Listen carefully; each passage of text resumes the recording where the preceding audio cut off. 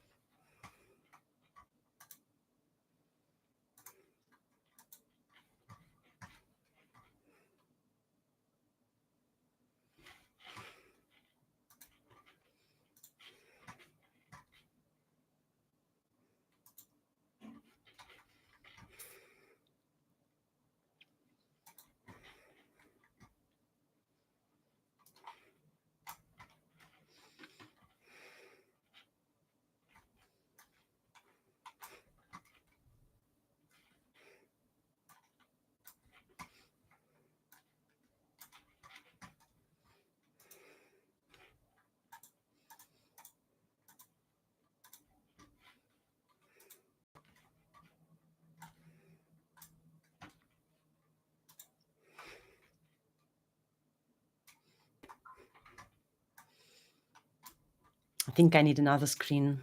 Yeah, that's looks essential. Okay, Enes.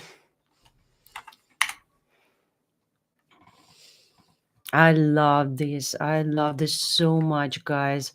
These are my favorite um reviews of the wealthy and luxurious estate, and absolutely in love with it. So let's watch it. This guy is absolutely amazing. I love him so much. I think he's a like a high level realtor, right? Because he does all these fancy reviews, all this fancy property. But I'm not actually sure if he is how famous he is, but I watched that guy Arvin Hedat. He said that guy is like a rock star in real estate. So yeah, I love him too. Let's watch him. Just a second. Flows explosed. I watched all this. Okay, let's go to his channel. Oh, hi, we have one viewer and it must be me. So yeah, hello.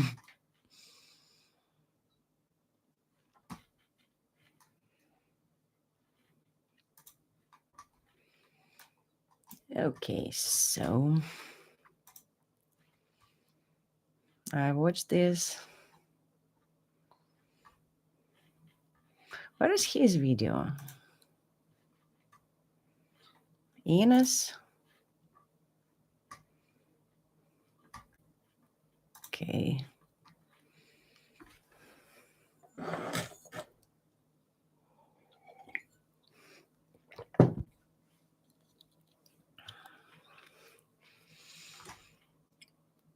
Aircraft tours.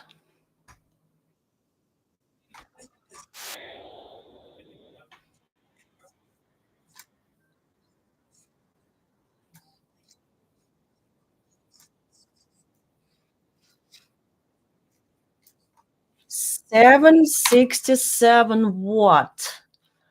200 or 300. Based on lack of doors, actually, there's no door in the middle of the fuselage. I assume this is 200. 767 200. Let's. Hey, Alexander Lena. Hello, mister. And welcome to my stream. It's only two of us here. So, yeah, welcome, my friend. Uh, Let me meow you in the chat. Yeah, so can you imagine? I found this. I didn't know that Enes did aircraft reviews, so I happen to know a few thing or two about aviation. So I would absolutely love to watch it. Well, please join me.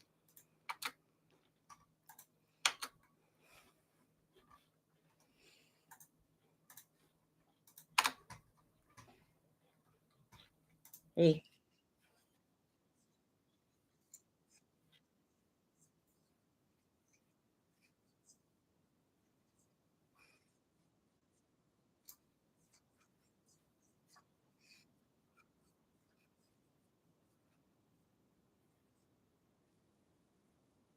Yeah, I think this is 767-200.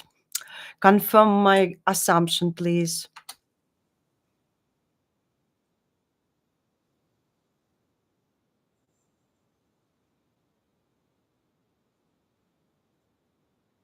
Oi, oi. Sorry.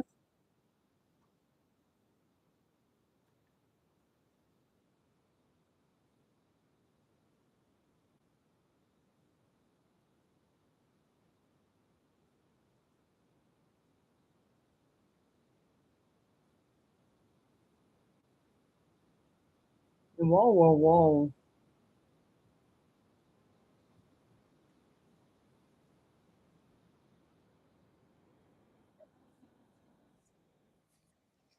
Yes, I think I'm right. This is 767-200. I want to know how they actually made it customized. I've never seen 767 private jet from inside. Mostly they were like a regular British Airways short hauls. I've seen a couple of long haul as well. Hey, Miss Dawn. Hello from the Netherlands. Hello, hello. Welcome to my stream. I'm so happy to have you here. I was absolutely sure that no one will show up, but yeah, hi, welcome. See, we are looking at this handsome guy here, Mr. Enes, and absolutely delighted that he actually does reviews of the private jets, private aircraft. So I had been working actually in aviation for 15 years. So let's watch together. It's absolutely amazing, y'all.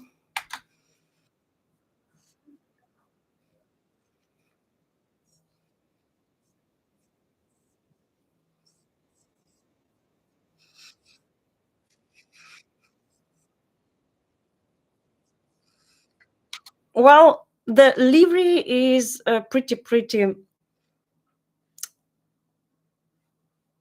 It's well, that's boring, guys. I don't find it amusing. This is not the vibe of the private jet. When you see private jet, it has to be majestic. It has to be like a toy. It should be like like a fairy, right? Like and these actually I've seen private aircrafts back in the day, right?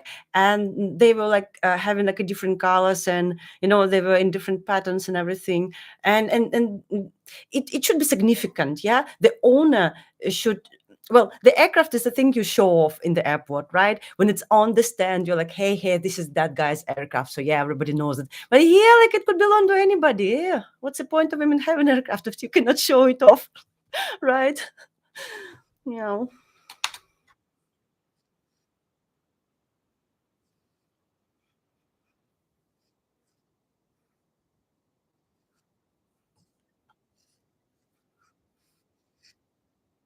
I know what it is. I know. I've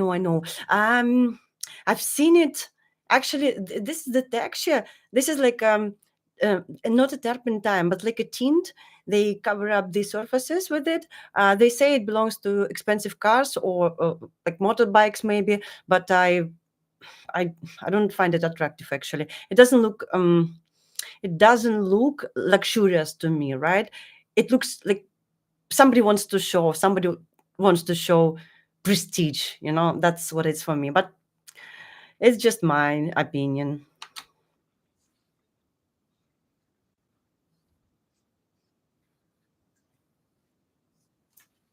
Oi, sorry. Yeah, this is yeah, sorry, this is a commercial. Yeah, I don't think you can operate it with a ppl. This like a full commercial aircraft. But again, it's so boring, man. It's in black and white, and I don't I don't see what he sees here, honestly. But let's see, maybe it will surprise us later.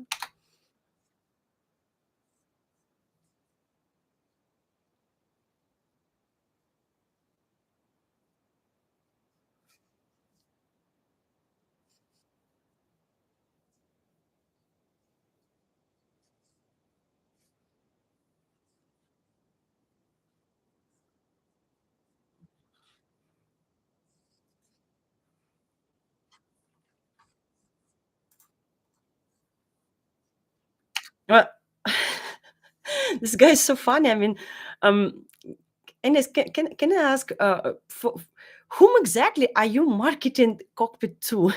To the pilots, they obviously know how to operate 767 if they're trained to. So I mean, but and please don't get me wrong. I adore this guy. I think he's really really cool. He manages to remember all these things which he is supposed to, right? And he's like he's absolutely amazing in the storytelling and presenting the houses. And well, I adore him. I do. But meow, you're good. You're great, Ines. I like you.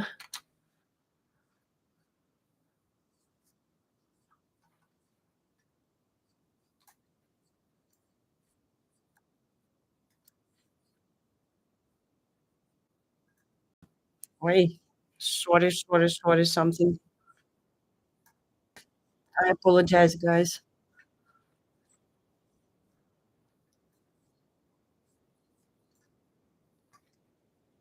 I apologize. Next time I'll try to do something about it.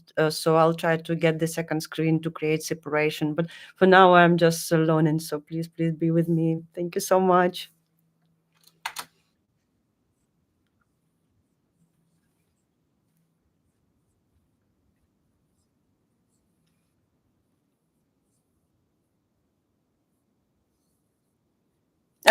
This is so-called jump seat. When I work in the airline, yeah, in Qatar Airways, we used to fight for these seats actually. And any pad, so-called like a service passenger in the world, will kill for jump seats. They need to fly, of course.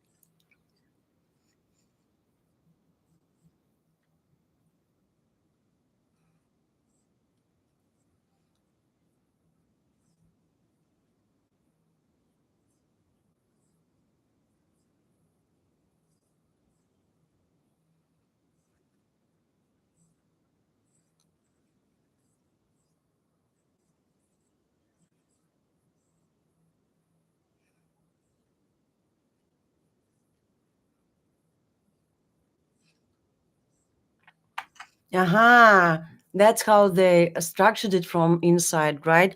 They created like a long hallway, and it's like room opening on one side. Okay, all right.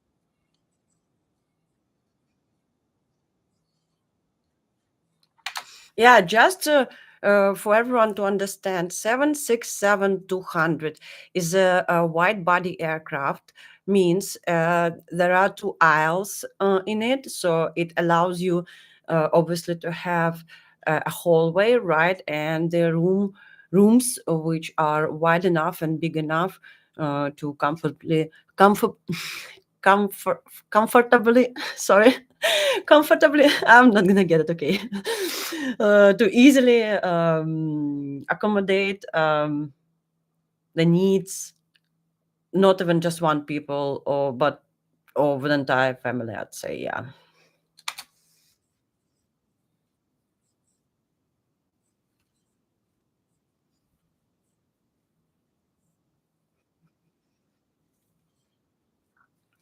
But this is very basic actually. Yeah, the interior of it is like very basic. You see this, there's no color, right? I would really love to know how it looks like when it's dark. Yeah, when it's all with lights and this LED and everything. but during the daytime it does look pretty basic. I've seen a few aircraft, but they were like of a smaller size, and they were actually beautiful. Okay, they were like absolutely stylish and leather, like a nuance of this, and leather like of color that, like they are like very thought through. And here it's like very very basic. I see like all white interior, right? And I don't know, there's no accents. There's nothing to talk about, actually. Okay.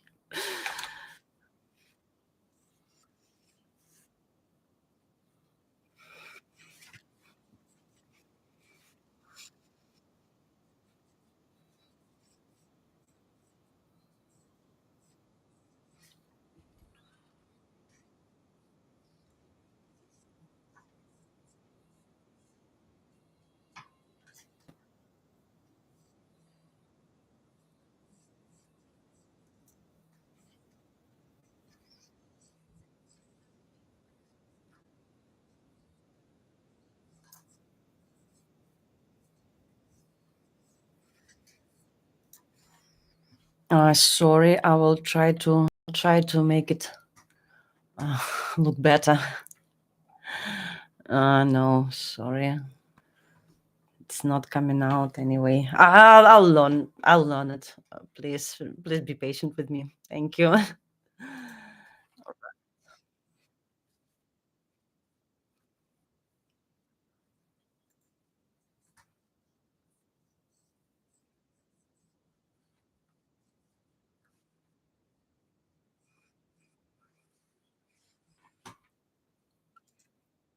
Sorry, sorry, sorry, guys. Uh, I'll still try to. Uh-huh.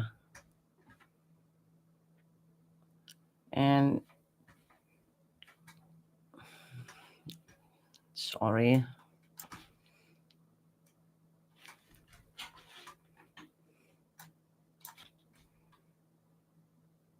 Oh, that's actually no.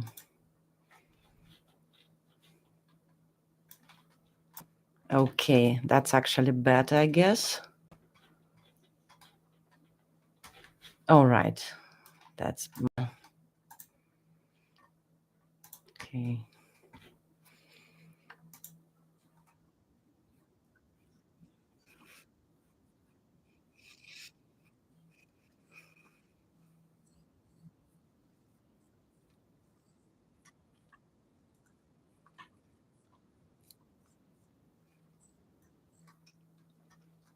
Doesn't look like it doesn't look nice again. I wonder what this black material is, but looks like it's a metal because it reflects light. Not sure. But again, this looks very, very basic. Apart from the shower cabin, right? And all these cushions, nothing in particular stands out actually.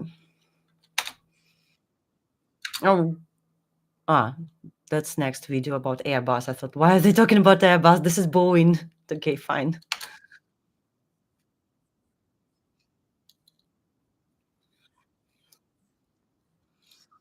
No, what yacht? Yachts are all about wood, like natural wood, and all this being rustic, being, you know, like, but mostly wood for me. But yeah, like it's nothing about wood, nothing about being on the yacht. Maybe on the, like, I don't know. I've been actually on the average yacht, not on the like she one, but on the, like normal one, and it looks, yeah, it does look the same, but it's not luxury for me. I don't know. It does not look like one anyway.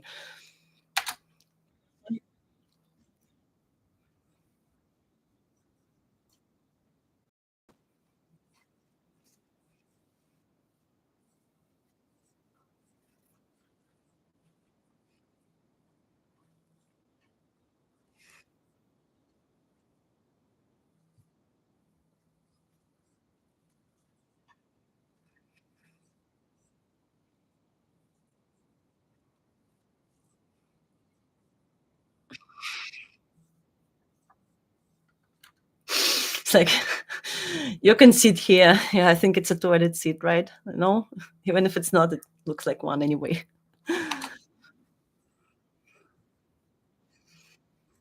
Come on, 767, 200. Please, this is important. This is related to your width. Oh, sorry, and in your length, actually, not really your width.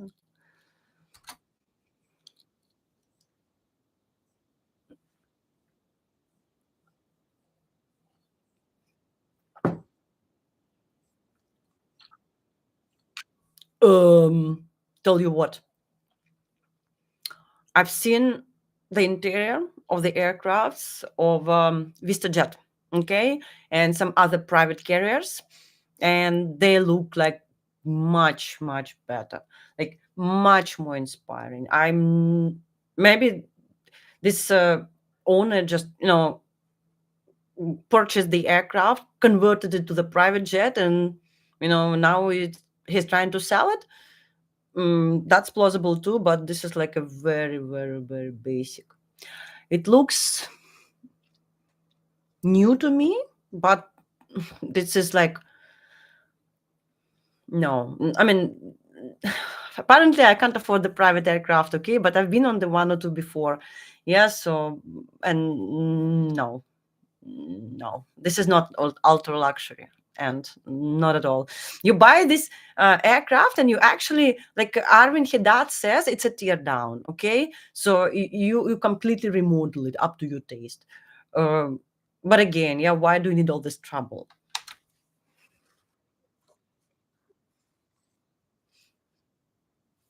Oh, it's leather, but it's a white leather. This is the first thing you're about to change on this aircraft. The first thing, white leather. But again, if you can afford the private aircraft, maybe you can afford changing your leather seat, like once a year. So no problem, actually.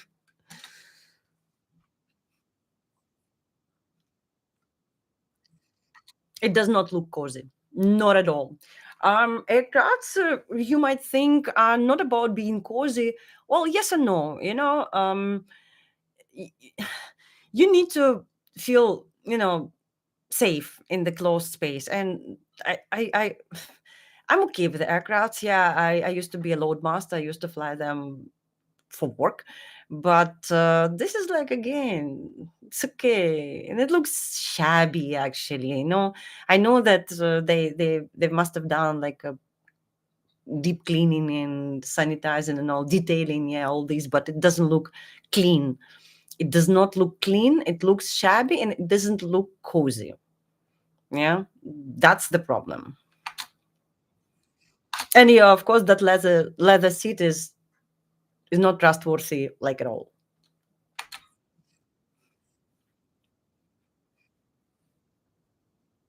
Laura Piano aviation grade.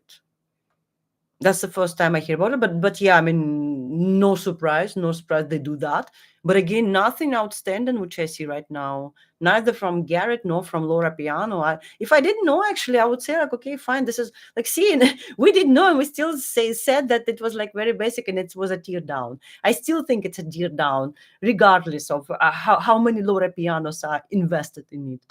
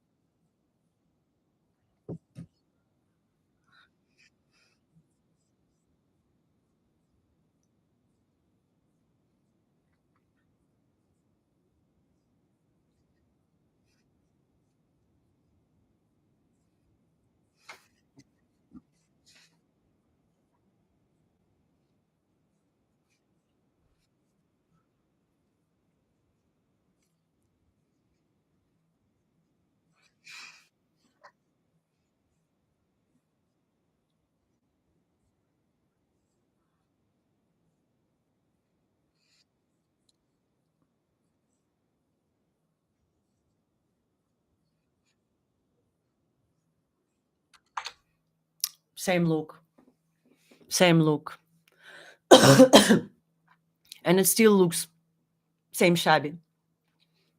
I don't like it.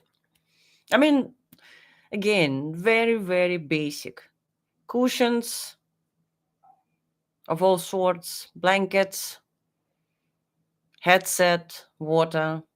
Nothing inviting, nothing inspiring. Very, very basic.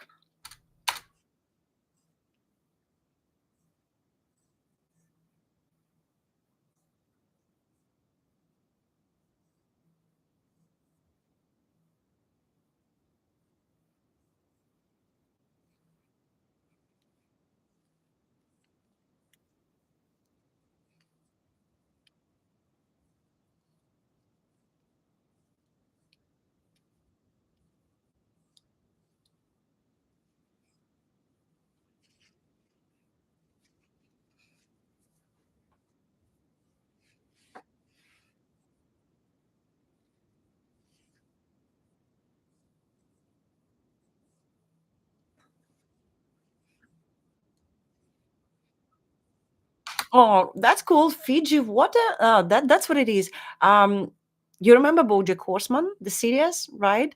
And there was some chit chat between Princess Caroline and some other lady where they were trying to organize some event, and she was like stuffing Princess Caroline with the information about likes and dislikes of the guests.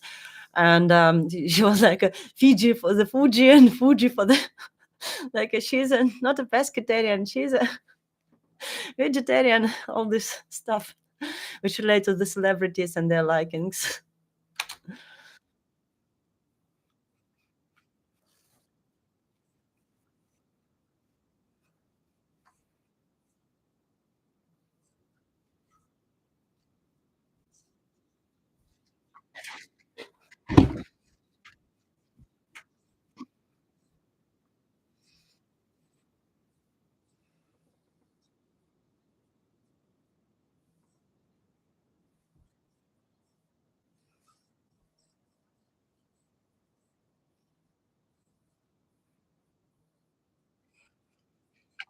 Another basic bathroom is on the way, and well, as an inspiring as one or two we've seen before. Yeah, same thing.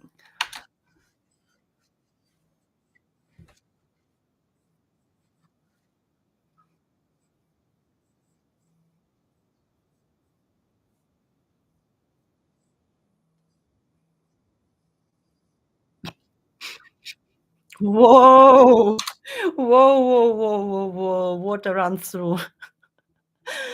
That's great. Yeah, if you don't forget to refill your water, it will run. I promise you. Promise, Anas, it will.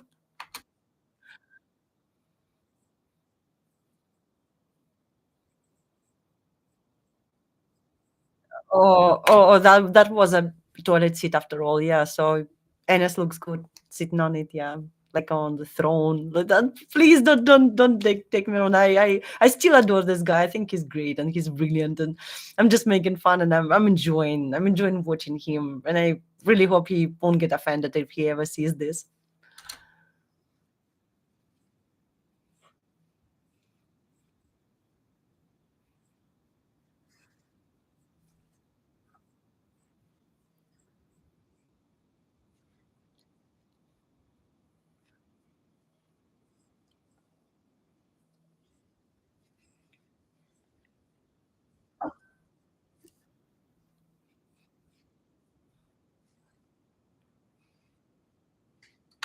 Are these ashtrays, or are these just indication of where you can put your cup into? Yeah, I think these are just those openings for the paper cups or plastic cups.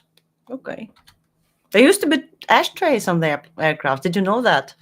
Yeah, I mean, I saw them before, like on the passenger aircrafts, but I thought actually they were never in use. Like okay, I thought like okay, fine, the manufacturer planned to use them somehow, although like an open flame, like not really good decision, like in the air. Yes, but then I came to know that not long ago, maybe back in the 90s, you were allowed to take a smoke on the aircraft, yeah, airfloat. In business class, there was a good example. They allowed to smoke. So interesting, interesting.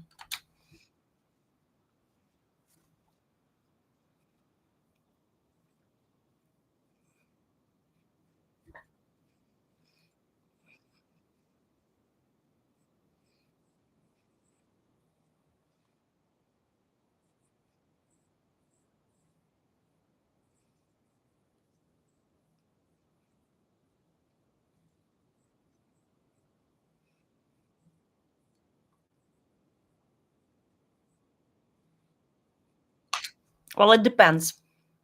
Depends on the payload, actually. I don't think payload is too high on the private jets, right? If they only handle like up to 33 people, because normally 767 is capable of installing probably 300 seats, up to, I think, plus minus. I won't bet on it, but if you know something, like, let me know. That would be interesting.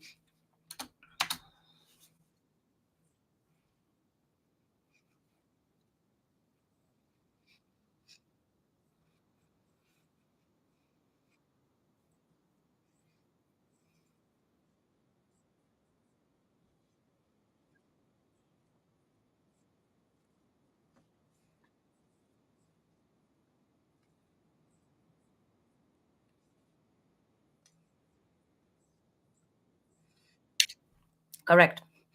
Correct. Flight attendants are required for the certain number of passenger and for each emergency exit.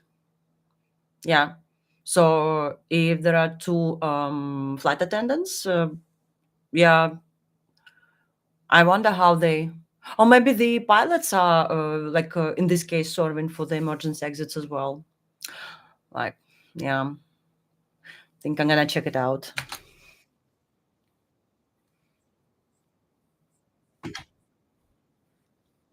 Well, yeah, to operate aircraft, so far you need two people, right? Like person, captain and the first pilot. Yeah, so already forgot about about the titles, how they called.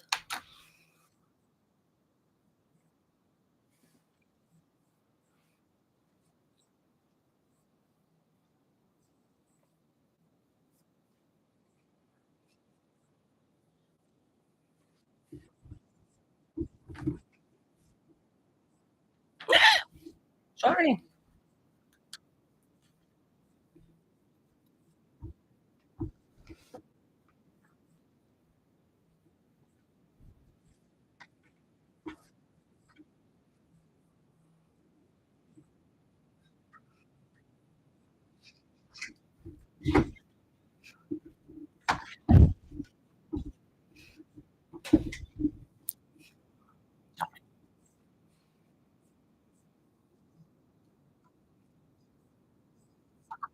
This is the dining room.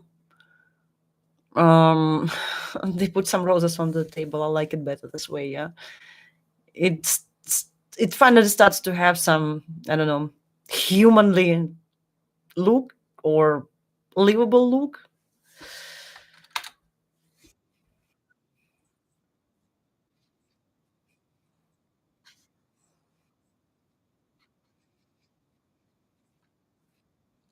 Oh, that's who did it? No, no, just no. This is very, very basic. That indicates that they just had an idea of converting, like a passenger aircraft um, into the private jet, and that's what they did. Minimal investment, maximum exit price. Let's see.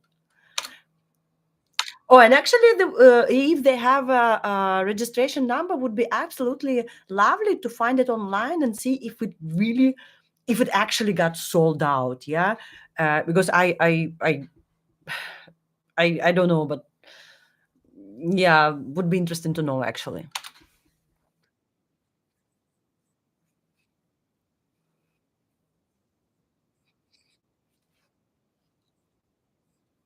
No, it doesn't look cozy. It doesn't look comfortable like at all. Aircraft is not about being comfortable, but at least you can make them look like one. That's what I think.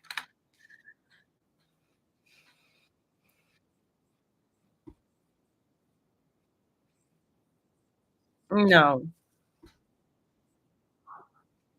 no, no, no, no, no. It doesn't look like one. It looks like a very, very basic, like a very basic private jet. No style, no, like emotion, no inspiration, no coziness, no comfort. Very industrial, very aircrafty, very, very functional. Yes,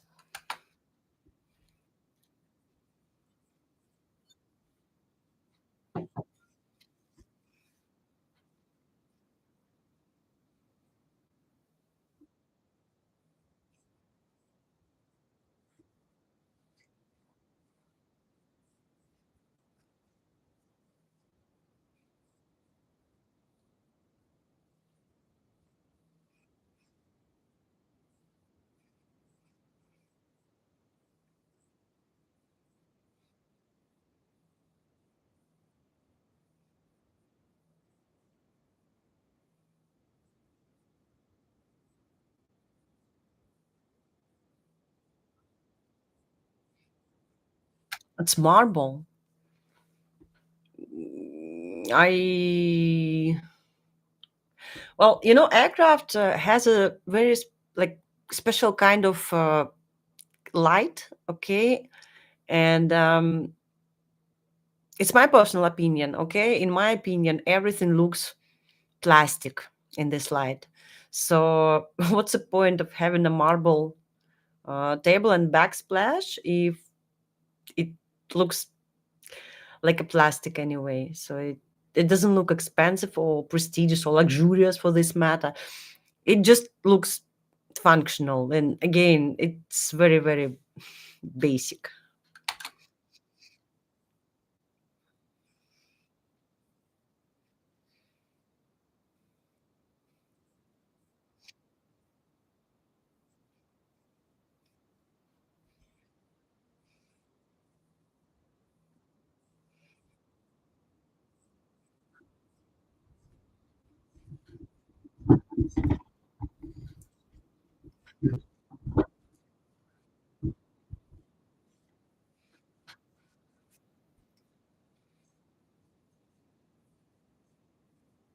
Oh, they have this uh, foldable steps.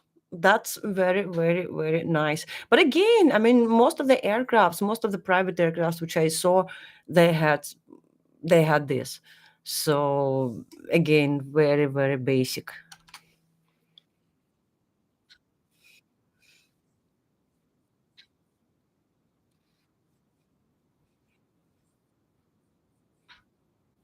Yeah, you can actually save some money when you land in some airport and they are overloaded in their peak time and they don't have a free steps to send them over to you.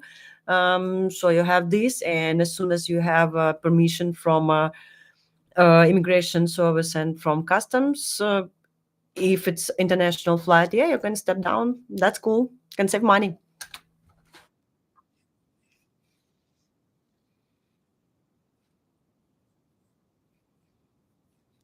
Man, it doesn't called loading, unloading people. Come on, people are not objects. It's called onboarding or unboarding. Come on, deboarding, but not loading, unloading. You load cargo, you don't load people, please.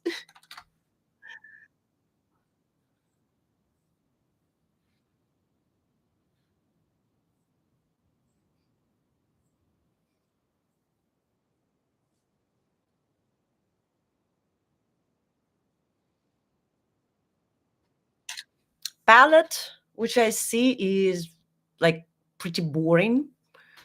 White, different different shades of gray. There's no beige, or it's like a milk color or like cream color, right? powder maybe, but I don't know. I'm not able to memorize all these fancy colors and nuances.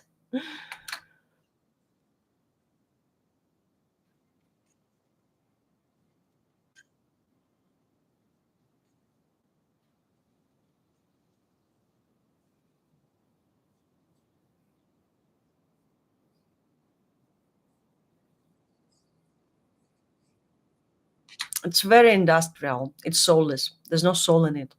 The only object on the screen which allows me to, feel that this is for human beings, right? This is these roses. Okay, like nothing else inspires me enough to, you know, to speak about it. Okay, let's see. Maybe the next one will be better. And somebody left us. So wow. But anyway, thanks for watching and see you next time. Really, really, I'm really happy you could, stay with me for a while. And thank you very much. That means the world to me.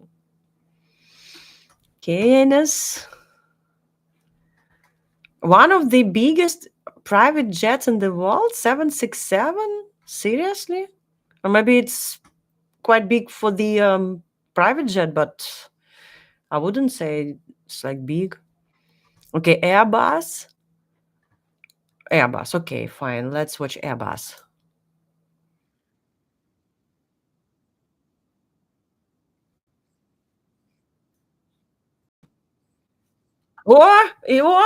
Yeah, I just said it was converted. This one is converted as well.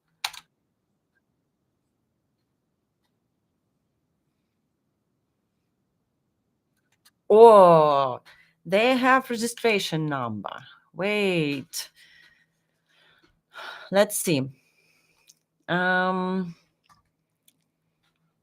let's see.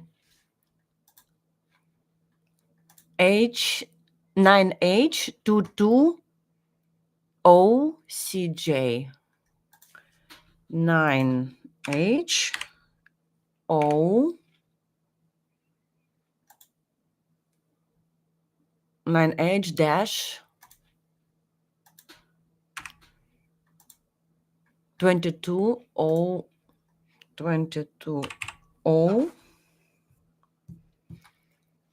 CJ. Aha, that's the aircraft. Plane spotters. Aha. Hey, how come? Why? Okay, maybe we can find some information in some open sources.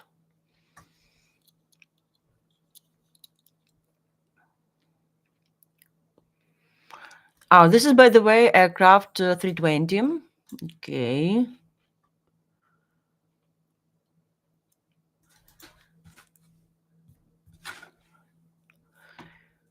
Okay, what do we have?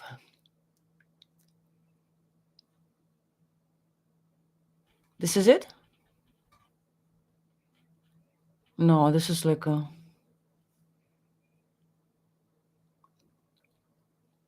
No, I think this is something different. Compilation.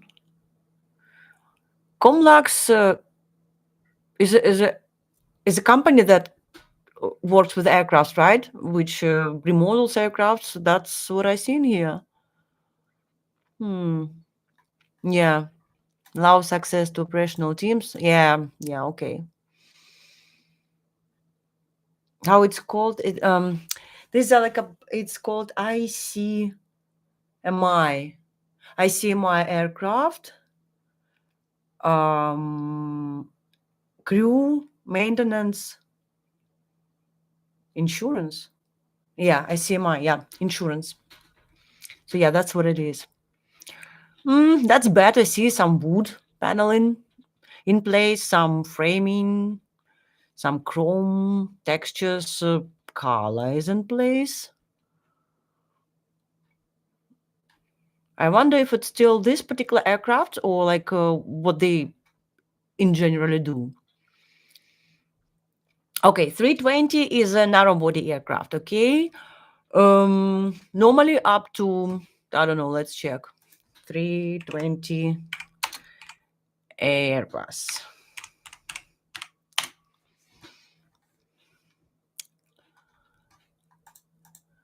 Okay.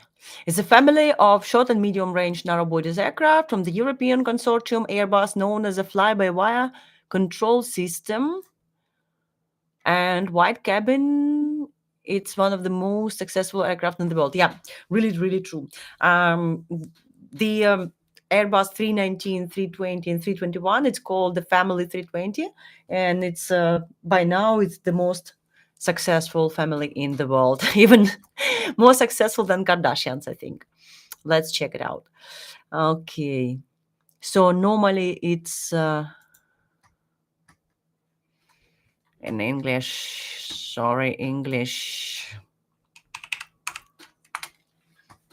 Yeah, that's better.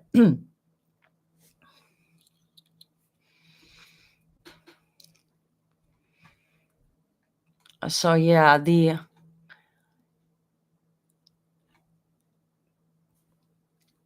okay, let's see. Airbus need capacity launch. Oh, Lufthansa. I used to work with them. Yeah.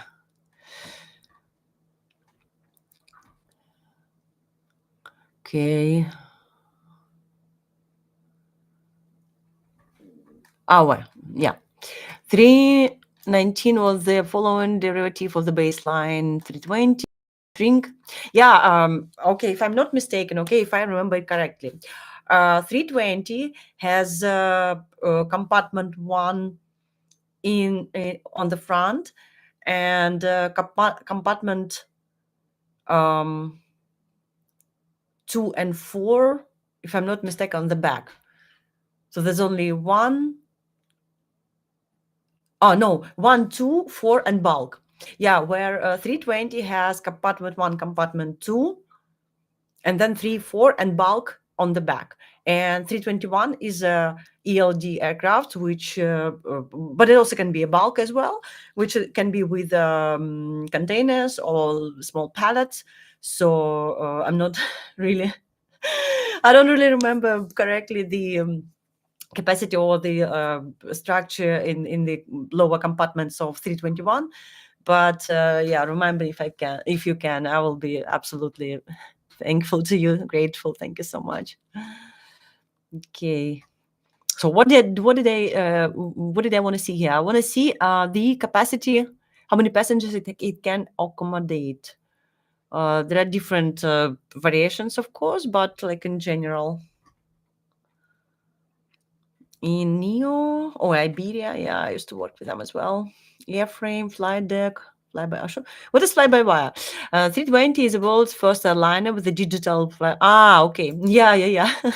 It's okay. Yeah, now I understand. Like, they said that 737, the older models, they are all like a wire. Okay, they're all about strings. So there are like a physical strings which operate the parts of the aircraft, okay, from the flight deck. And here it's all digital. Oh yeah, it doesn't have a steering wheel. It has like a joystick. That's for sure. That's 100%. I've seen it before.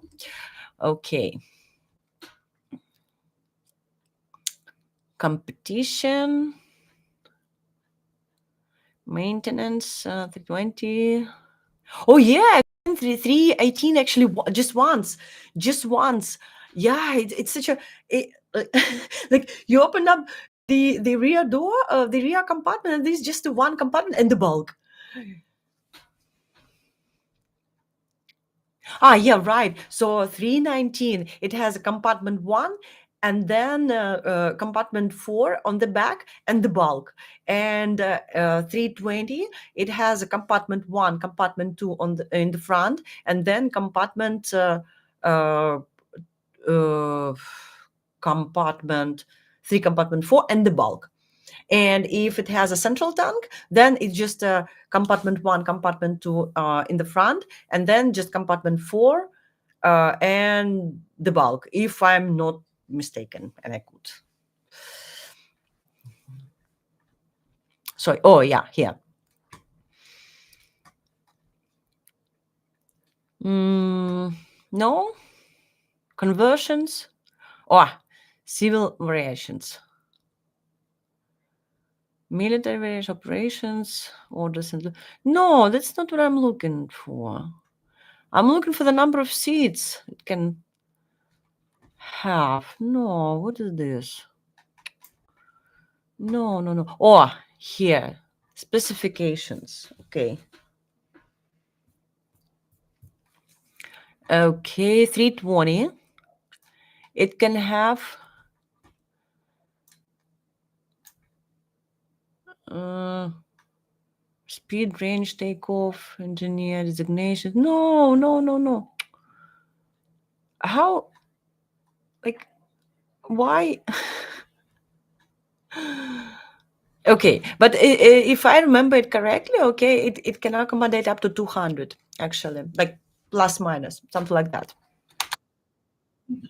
Oh yeah, and what happened to the aircraft itself, by the way? What happened to the aircraft CH Aviation? Okay, and what is this?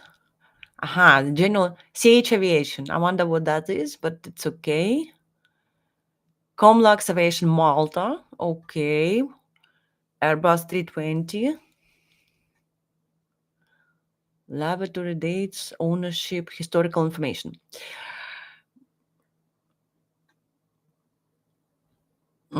Okay, it must be all paid information. Okay, it's okay.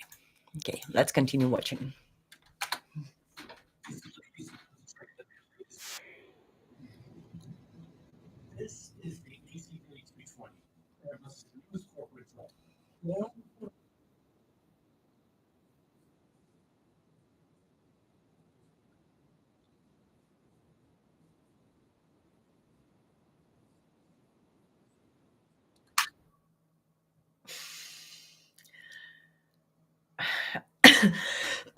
Sorry.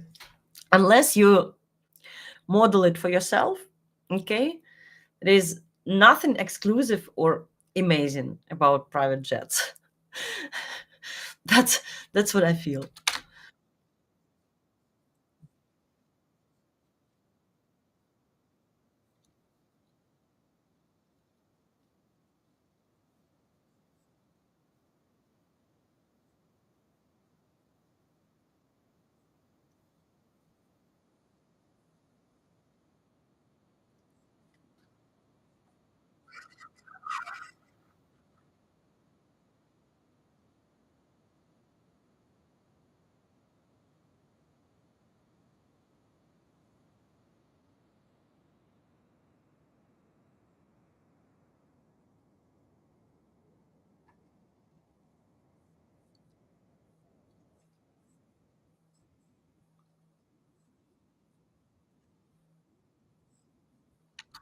Ah, okay. So they modeled or remodeled or converted only two aircrafts. Okay, and this is their newest creature.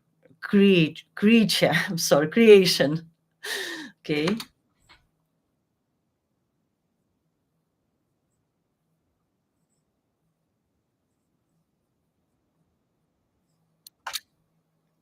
Does this one have the private steps? I wonder, because you see the steps of the airport, which is attached to it now.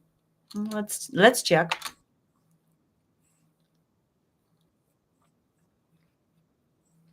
Yeah, but for everyone to have understanding, okay, like here private steps will have the same meaning, okay, that on the previous one, because it doesn't matter how narrow body or wide body aircraft is, okay, if there's no this um like a sleeve, okay, from the terminal, I forgot the proper term, okay, you will need steps basically. If this is a narrow body but you still cannot afford to jumping off the door, this is not safe and this is forbidden in most of the airports anyway.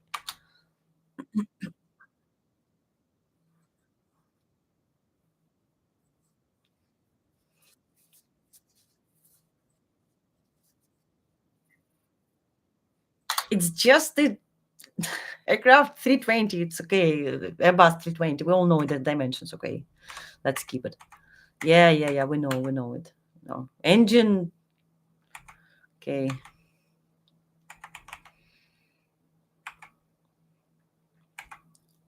it's just yeah. I think everyone like every person who ever worked in the airport, okay, have this kind of pictures of the aircrafts like on the apron, like from the back, from the front, from the side, aircrafts doing this, aircraft showing that, like yeah.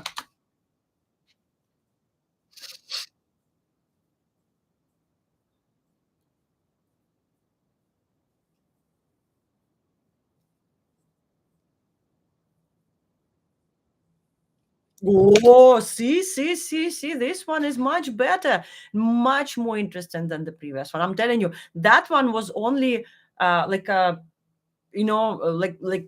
Arvin Haddad says, sometimes developers they purchase the lot, okay, which is far from being a good one, and they try to remodel it or build a very very expensive house with a lot of features just to justify the exit price. And I feel they've done the same thing, basically remodeling it. So they took a regular commercial aircraft, okay, stripped it down, stripped it naked, okay, converted it into the private jet, and now they're trying to justify the exit price. Which where here, see, we still have like much more interesting interior by now, like by like a few steps inside, right? And it's already better than before. It's already better than the previous one.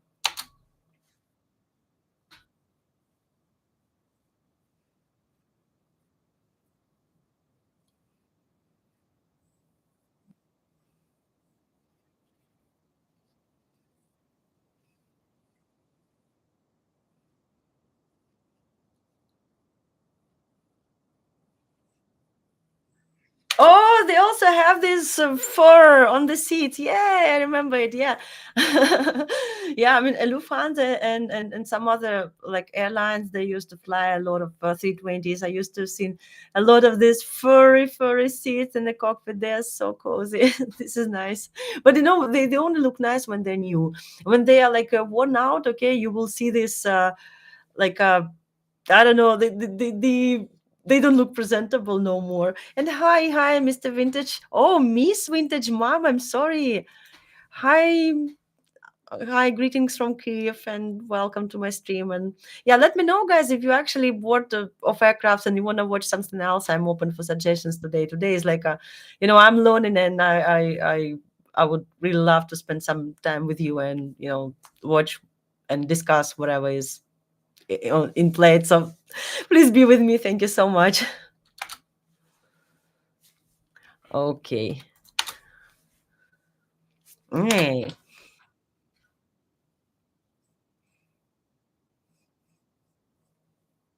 Yeah, see. That's what I said. It's a joystick. They don't have a steering wheel no more. This is all computer and everything. It's so cool. But we had a case. Okay, we one time aircraft 320 of the airline we used to work with had to come back, aboard the flight and come back from around Warsaw, actually. Yeah, just because they had some malfunctioning in the um, autopilot, so they couldn't maintain the steady flight. Yeah, so they had to come back to Moscow. Actually, that was that was really really like a mind blowing, because hey guys, you already made it halfway through to you know to UK. Why are you coming back? But well, anyway, safety first.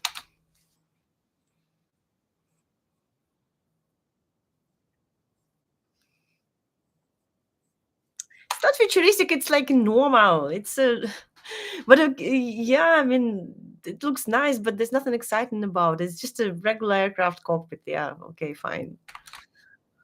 Like a clean one in this case, okay? Because normally it's like yeah, it's like from the slabs. Really.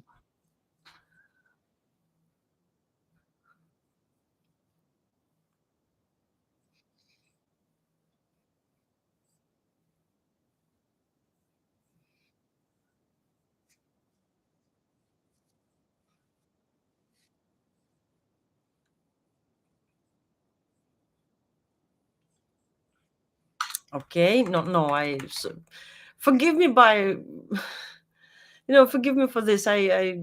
This triggers so many emotions and memories, and well, just let me skip on this some traumatic. Oh yeah, there's some nice interior.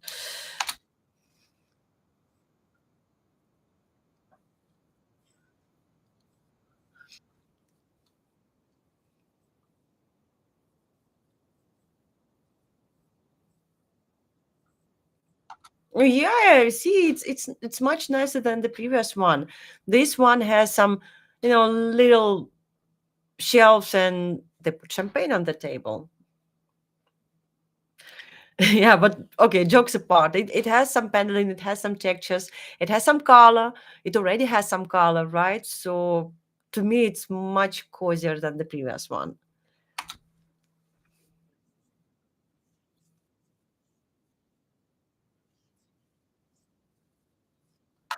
What was my job in aviation?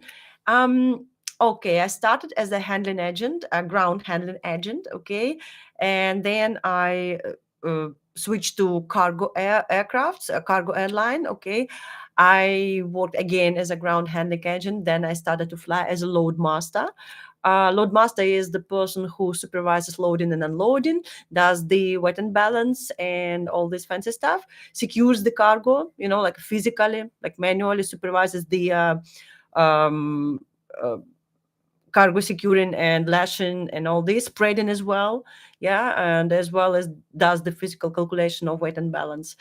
So yeah, that's what I used to do. And then I went to Qatar and I started to work in scheduling. So I basically worked with them schedule of the cargo fleet of the entire Qatar aircraft cargo.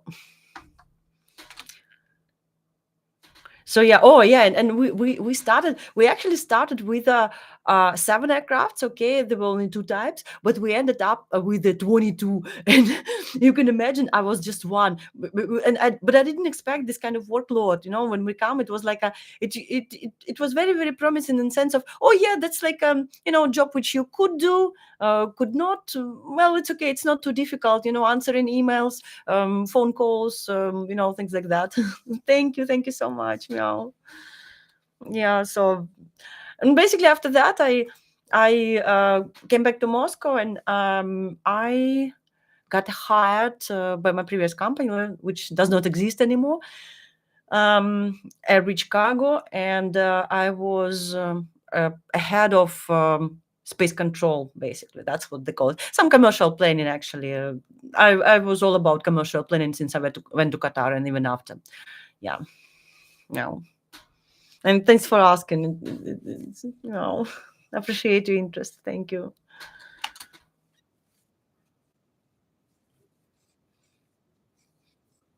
Oh, see. And this one does not have a corridor, basically, does not have that long, endless hallway. It's like a room to room to room.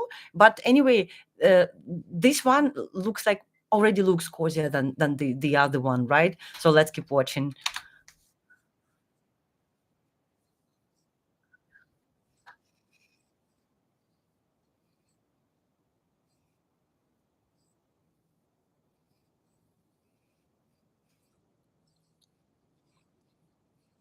Oh, here they have that the same pattern they have at the entrance area. That's nice, actually. That's what makes it cozy to my taste. Gives it like a warmness of the home. Yeah, of the actual home. Like El Al used to have an interesting slogan, okay, interesting motto. They said that they were like home away from home. Yeah, and aviation is all about it. Okay, you have to be like home away from home. You have to feel like that. Otherwise, there's no point to choose you over your competitives. Like that's really all about that.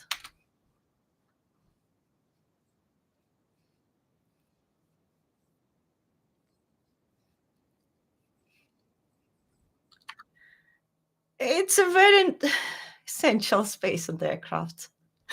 But yeah, this one does look nice. It's a two toned, and yeah.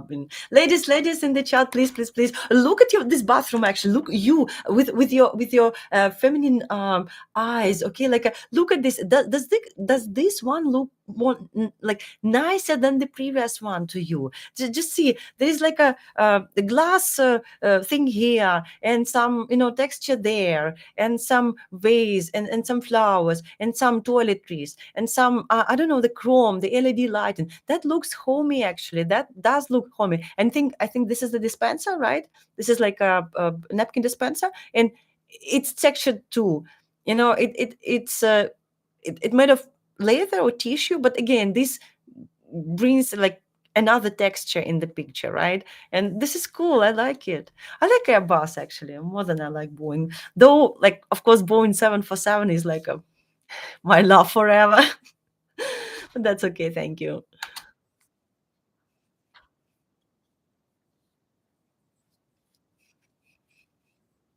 More bathrooms to see.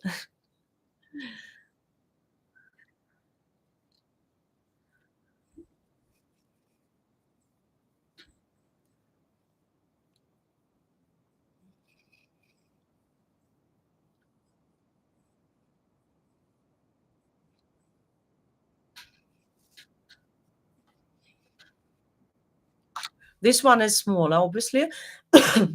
Sorry. This one can accommodate up to 19 people, right?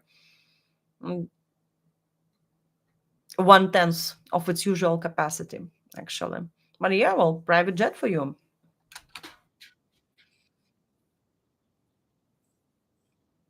Ay, come on. No, no, no, no, no, no. That's not what we like you for. Or, see, there's some customization already.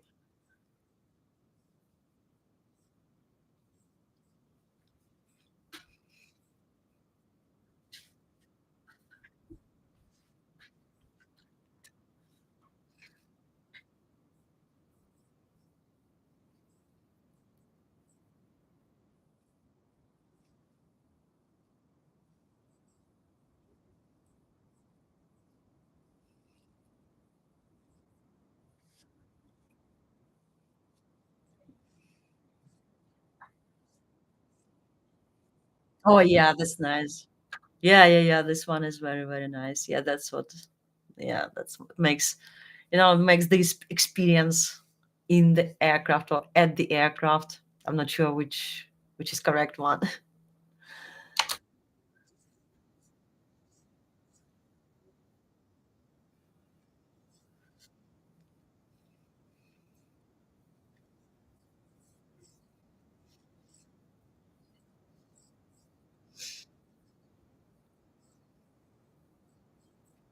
Yeah, this one is nice. This one is really, really nice. The color reminds me of I'm not sure what it's called. It's the same color they have on this in the shoes.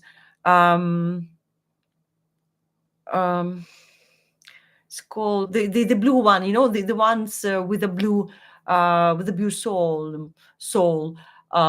Like in Louboutins, you have red one, right?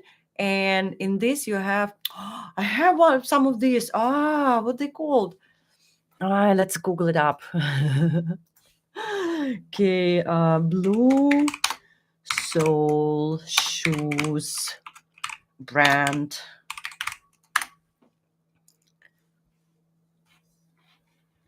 And okay, what brand?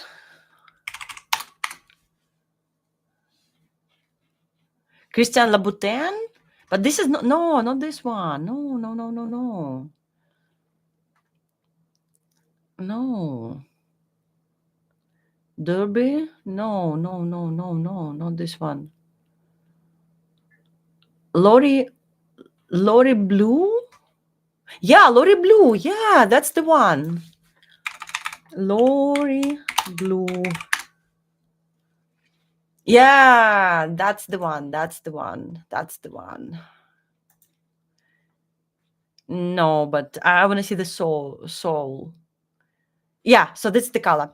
That's exactly the color. Yeah, yeah, yeah. Vintage palm. Yes, exactly. It looks like a actual blue. Yeah, yeah. That's the pale blue, or like it's not really blue. It's a mixture between like a blue and the purple, and the powder. Right. That's the one. Yeah, you're absolutely right. Yeah. Okay. Well, at least they went 1 mile more, 1 mile further than the previous aircraft for sure.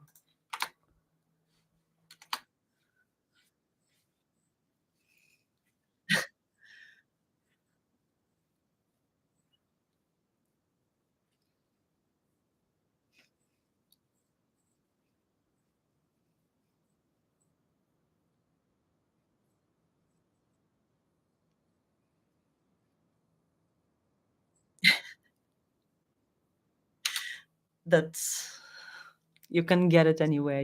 That's no need to pay 80 million just to get this one. You can have it on commercial flights as well. Maybe not in economy, but well, in economy you have this built-ins in the arm, uh, in the armchair, right? So that's one of this as well.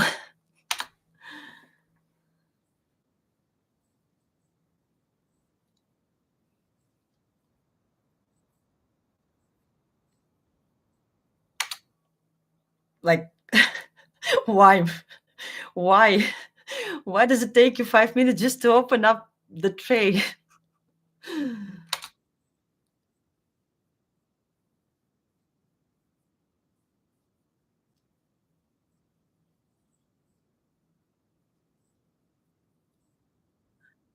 And this one is much nicer than the Boeing one. Again, the cushion on the toilet seat is not that thick, but anyway, it looks much nicer, much more, much more luxurious. Okay, to my taste again. Yeah, we are like we're talking opinions here. So yeah, this one is much better. Although again, this is a narrow body. Narrow body means like everything is smaller. But you know, if things big, it doesn't mean they're good. So yeah.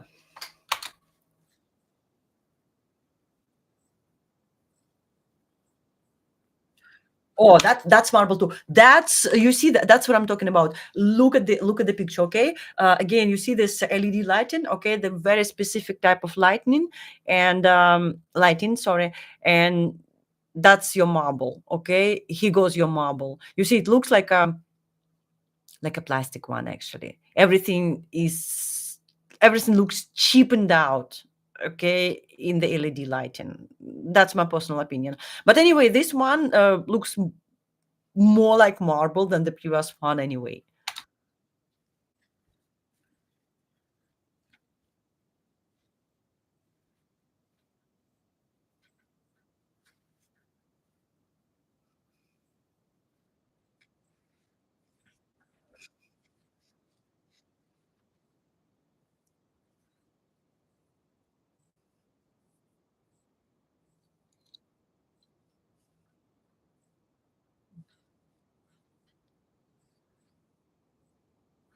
Or see here, they like reversed the approach. Yeah, the color of the armchairs are beige, right? And the cushions are bluish. But again, I'm not a fan of a light color on seating. Okay, because it's like this is the first thing you're gonna change, and it doesn't look luxurious anymore. It needs a certain framing or certain, like decoration in order for it to look uh, up to expectations. I'd say that, yeah, up to expectations on the luxury level. Again, I'm just assuming.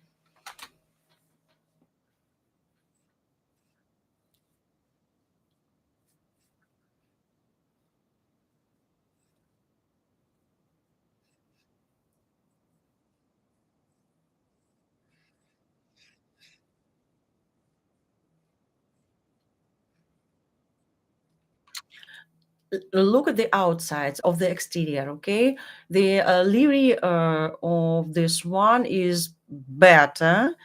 It looks more like a private jet, but again, very, very, very not interesting. Not interested. This definitely looks like a private jet. Yeah. And if I saw it in the airport, I would say, oh, okay, fine. This is like a business aviation. That's what we used to call it. But again, there is no indication that it's going to be anything interesting inside this aircraft, judging by its cover. Okay. There is nothing inspiring about this aircraft based on its look.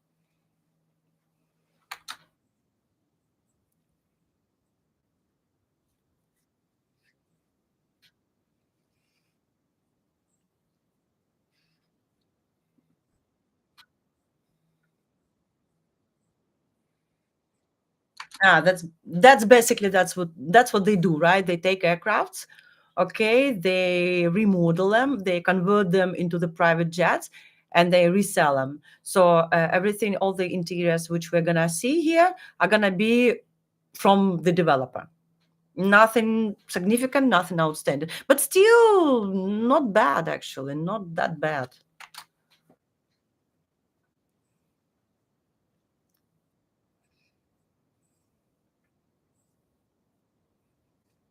Okay, I don't want to listen to these people. Or okay, fine. This is just a basic parts of the aircraft which they cannot do anything pretty much with, because these are basic, and if you want aircraft to fly, you need this. So you don't have any choice. Okay, anyway, avionics main dyno. Oh, see, we are back to the interior.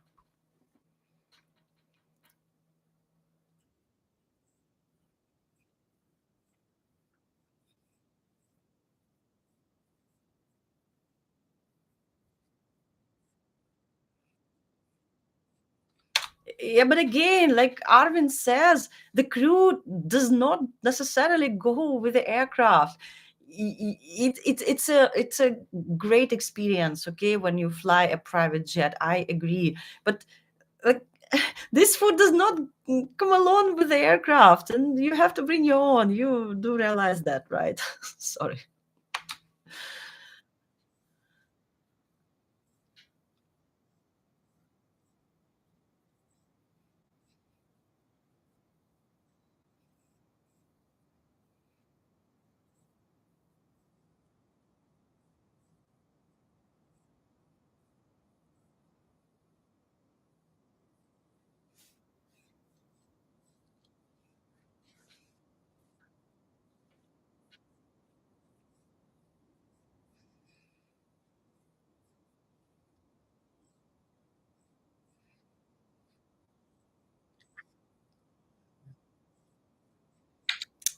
Man, you've never went to the toilet on the commercial flight? Like cruising, when you have to walk through the business class cabin, that's pretty much the same. I understand that this like there are people around, but anyway, you stand up and you walk to the toilet, right? This is pretty much the same thing. I don't know what makes you so excited about it.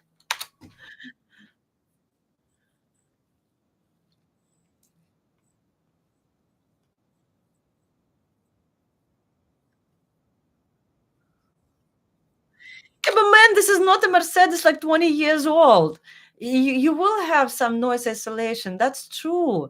And it's gonna be like good. Yes, I agree. But I mean, I like that they're so excited like a kids, like boys will be boys.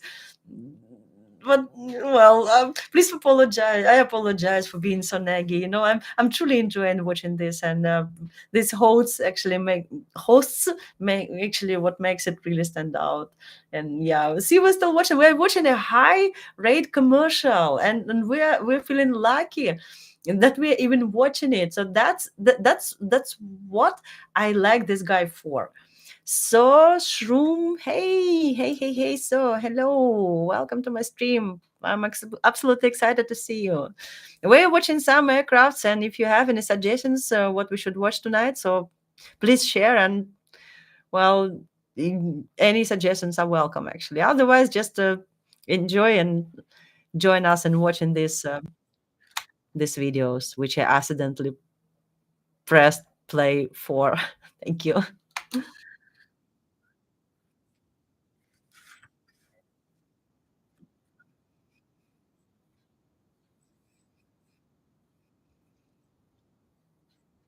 What jet lag, man? Come on.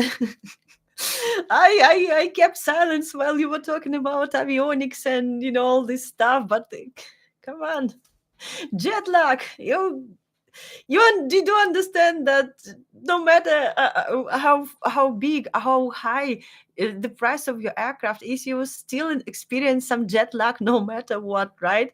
That's one of the beauties or precious sides of natural laws. No, they keep going no matter what. No matter, never mind the price, never mind the amount of money which you have on your bank account, like they will be running. Oh, by the way, people, do you know why aircraft flies? Actually, if you want me to explain, not like this. I'm obviously not an expert anymore, so I don't work in aviation. But if you want me to, like try to pull out the remaining knowledge which I have in my head. So yeah, fasten your seatbelts. Yeah, I like that, Miss Dawn. You are great. Well, I like that. I like this, vibe which you brought along, and yeah, thank you so much. So yeah, and if you want me to, get some random stuff out of my head and explain how aircraft actually flies, let me know.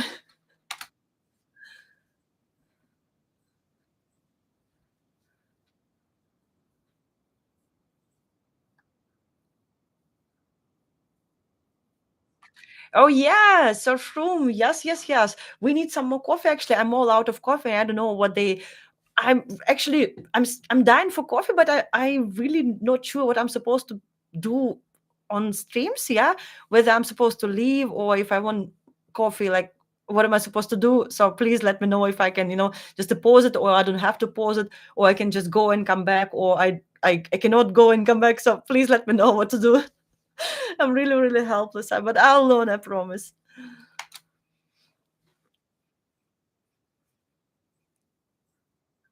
Oh yeah, now all aircrafts, all new aircrafts have Wi-Fi. Right. Back in my day, we were suffering in complete oblivion while you're on the aircraft. And do you know how they explained it to us? Basically, okay, on the safety training, they told us that the primary reason for the mobile network not to be used on the aircraft is the safety concern, okay, because the most unpredictable nature of goods is the people, okay, obviously, because they're unpredictable, they are dangerous, thus, okay, and in order not to trigger situations which can go out of control, they banned using mobile network on the aircraft at some point. So there was no, you remember, right? Everyone does. So there was no internet and no mobile service in flight, right? Then, um, ah, yeah, yeah, yeah, vintage mom. Yes, yes, I'm sure. Yeah, I will. No, I mean, well, I'm enjoying. Thank you so much. Um, so yeah, I don't remember what I was talking about. It's okay. It's you more important. Thank you so much. Okay, then I'm gonna go put my coffee on the stove and then come back and then go get it and then come back as well. So I won't be uh, I won't be away from you for too long. Um, let me get out. Thank you, Miss Dawn. Thank you. Let me. Okay.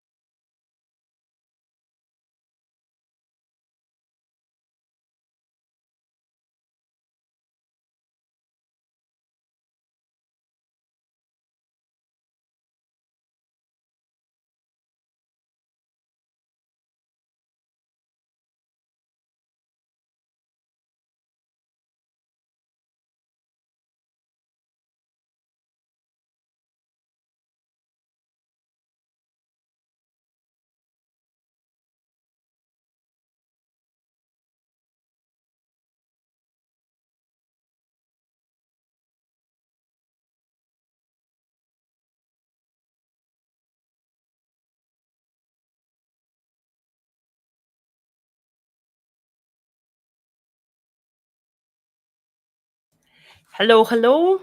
50% of the task is done. So the coffee is on the stove. So another 5 minutes and I'll be done on in 146%. And hey, what's going on here? I guess I'm talking male here. Have to watch my stuff. Oh, so shroom. Yeah, you actually what's with the nickname? Why is it shroom? You like shrooms or you know shrooms? So tell us more, please. I'll be absolutely delighted to know about it if you can. Yeah. Um. Okay. Okay, Mr. Enes.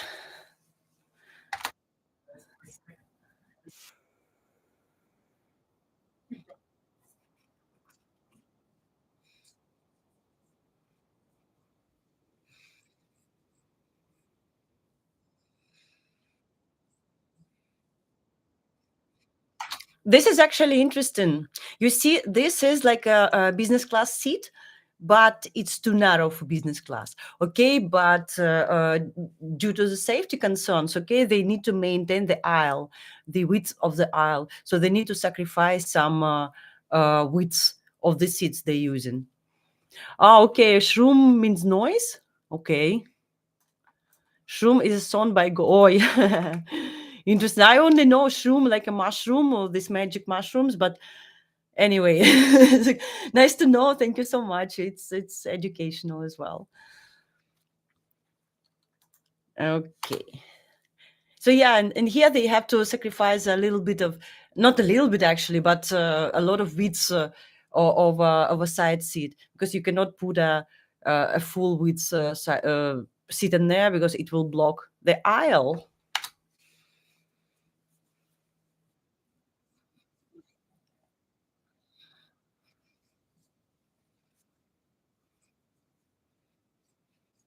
Oh, see, it can change direction. Ah, okay, that's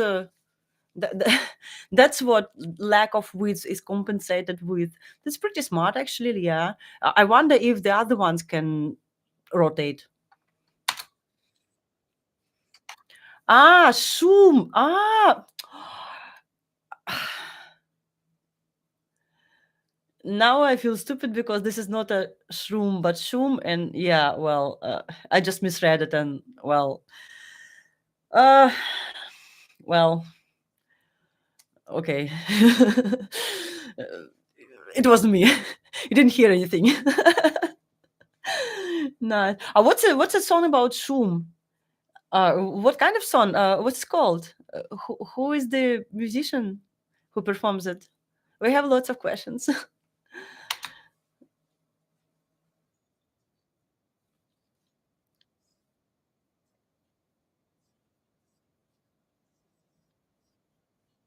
Oh, look. This one, along with the color, looks much cozier, much nicer than before, than the previous one, right? And we have one, two, three colors, right? We have blue, we have brown, we have beige. Yeah, we have some accent colors as well. Yeah, this one is very, very nice. Yeah.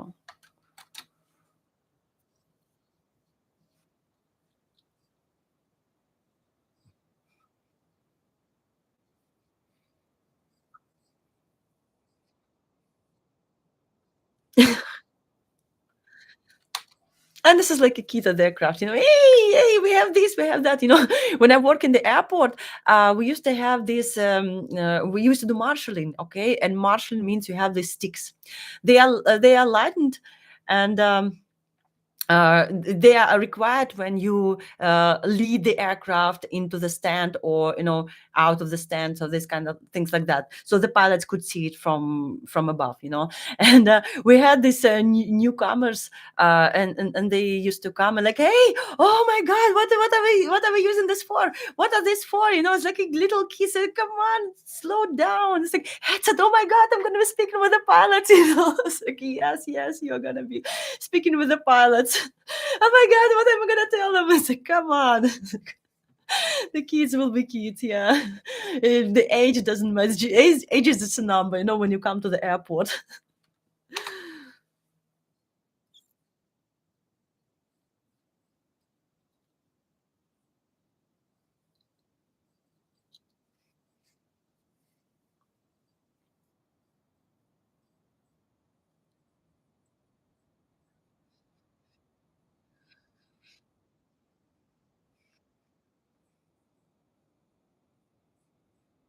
No, the only reason why they position seats this way is in order to keep the aisle okay. And since this does look like a business class cabin, okay, at least this area, right? This area right here. So basically, this is required by safety. Yeah, I see this open hallway, like a walkway. Yeah, like like it goes like all the way from the rear uh, galley to the forward galley. Um, Dutch has a word zo. Miss Dawn, how do you pronounce it? Zom or zoem? How do you pronounce it? Dutch is cool, actually. Oh, wait. What do I know from Dutch? I know Guten Morgen. Um, um, and then I remember there was some similarity with um, German, like Guten Abend, something like that. I suck at Dutch pronunciation. Forgive me about forgive me for that, please. Mm. Oh, my coffee may be ready. I'm coming back.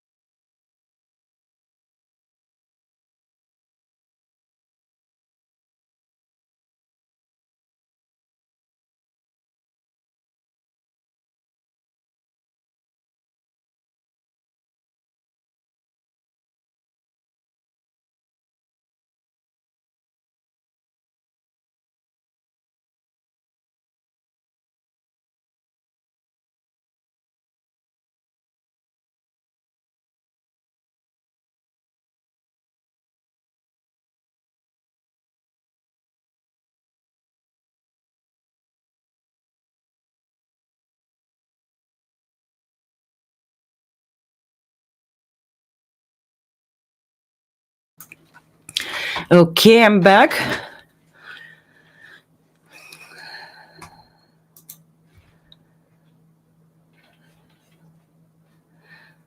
Yeah, I'm back. Thank you. Oh, Mr. Shum left us, but it's okay. I mean, I'm grateful he could make it for a while. So yeah, let's continue watching.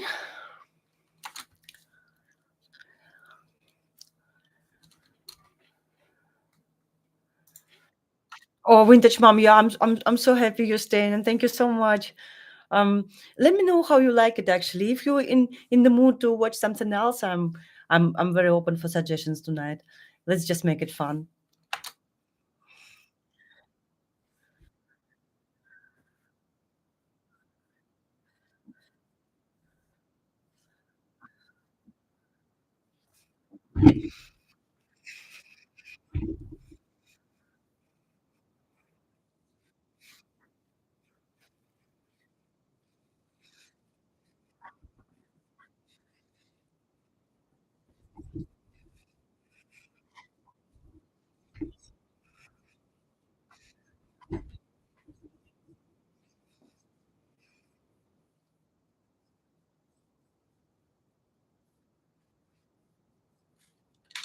Are these two beds, or can it be converted in one king size bed? I didn't catch.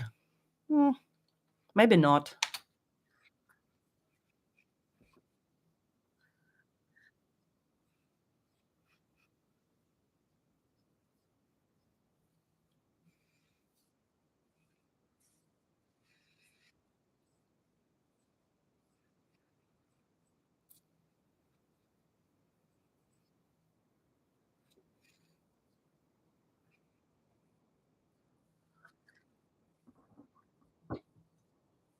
Man, the difference in narrow body and wide body, they do not distinguish by their quality or by their flight features or by anything else that passenger could measure. Okay, yes, they say that like big aircrafts, like wide body aircraft, they have like a flight which is more steady. Okay, but I personally didn't feel the difference. I mean, not that much to, like choose this aircraft over that aircraft. Like aircrafts, I don't know, for me as a passenger, they don't matter. Actually, no, some things, some other things matter. Miss Vintage Mom, did you travel in the airport? Yeah, yeah, massively. Well, basically, um, when I work in Qatar Airways, okay, we used to fly as pets, like service passengers, right? For free or almost free. And yeah, I mean, most of their flights which we loved, and wanted to be on, were operated with 320 family. So yeah, it was nice, but there's not much of a difference, whether there is a like a saying, if it's not Boeing, I'm not going. I'm not one of them. If you cannot make it a cargo 747 aircraft, when I can have like a upper deck all by myself, don't call me. Yeah, if your party is not like that, don't even call me. Yeah. Mm.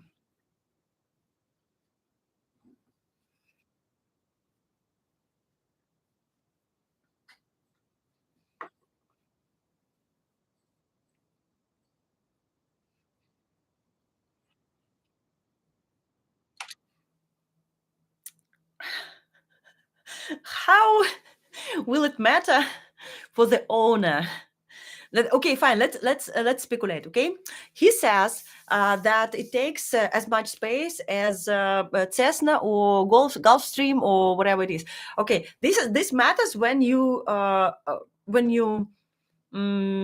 lease a stand in the airport. Okay, to keep your aircraft. So they also range like big stands for big aircraft, and there are smaller stands for small aircrafts. And maybe in these, it will matter. Okay, you will have to pay for the stand which is for smaller aircraft, which might not cost you that much as if you would lease the regular stand. But I'm not sure about that. I don't know about their SLAs. But anyway, for the owner, otherwise it will not matter. Like, how will it warm up your heart if you know that your aircraft can park at the same stand as Gulfstream? It's like, what the hell?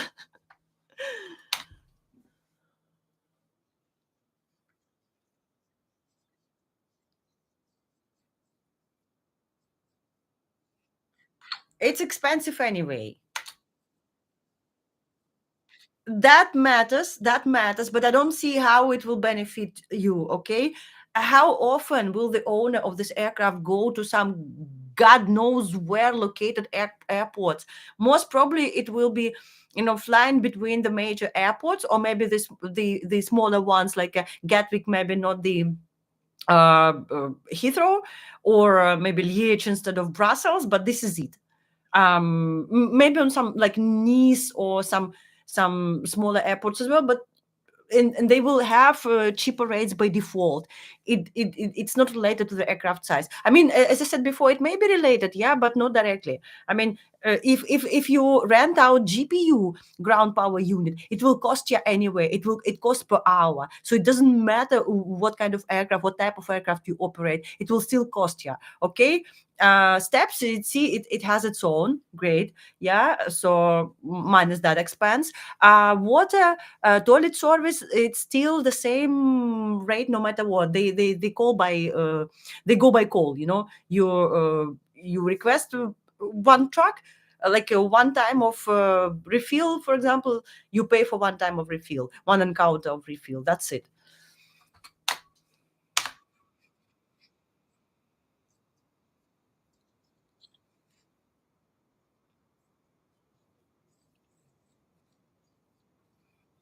What do you mean it was designed as original plane? It is the original plane. Enes plane.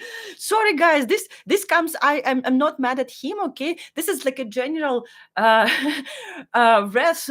Okay, of a person from aviation that hears other people talking about aviation, like people from outside the business trying to explain things in aviation. What the dumbest thing which I've ever heard for aviation, okay, was or about aviation, was actually assumption that flight attendants, okay, do not allow you to change seats uh, while taken before takeoff, because there is a passenger list, okay, passenger list it has like a seats assigned to the passengers, right, by number. So basically, if it crashes, it will be easier to identify the bodies, which is absolutely not the case. Okay, uh, passengers are forbidden to change seats before takeoff, exceptionally due to weight and balance issues. Okay, because weight and balance is being calculated for the certain seating arrangement. Okay, and when passengers change seat, the weight and balance, like the distribution of the weight, changes. So this is why it's not allowed to change seats before the takeoff. Once it's in the air, okay, so once it took off, it's okay. Then the system of the aircraft will automatically recalculate and redistribute the fuel inside the aircraft, so this will not matter anymore. But on the like during the takeoff, it's critical to stay on the seats. And this is the only reason, like nothing related to some, it will be easier to identify the body. So my god, people like, where did you pick up this information?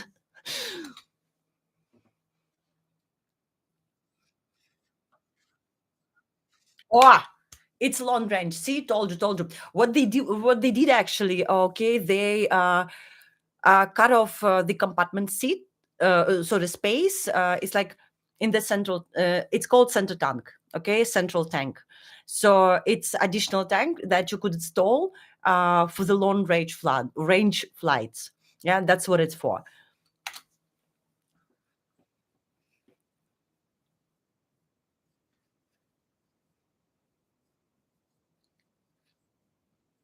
Oh, that's what it looks like. Uh let's see. This is safety. Sorry, flight kit. This is so-called flight kit, and some equipment as well. Uh, what these are, I'm not sure. Maybe some airbags to secure the baggage or something.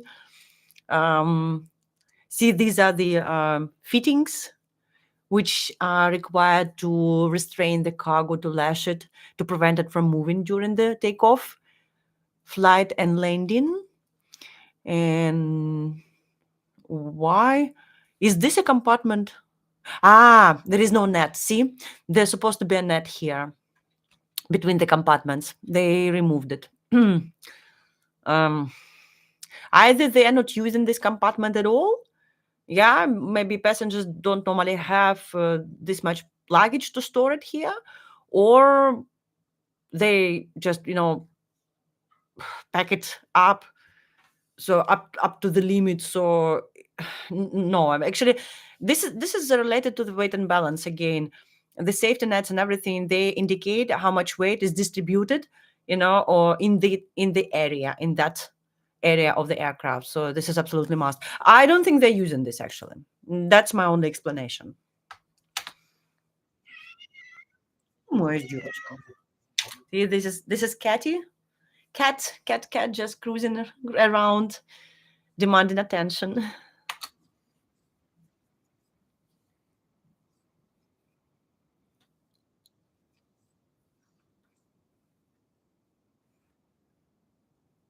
Oh, that's nice one. This is a nice one. Look at this, guys. Yeah, see, and dark cushion looks much better than the light one. Yeah, it looks much neater. It does look neat actually. It looks clean. So yeah, I like this one more than the previous one. Meow, meow. Come, come here. Тибузиму, иди сюда. Come here. Come, мой хороший. Come, come. Yeah, мой зайка. Cat. That's the cat. Let me try to get her here. Come. Come. Come. Oh, wait me come and get her.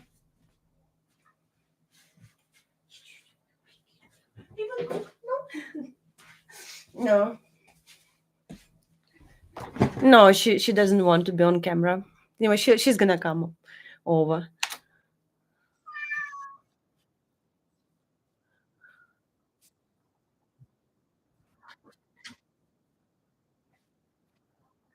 I got you. See who is in here. See, little baby.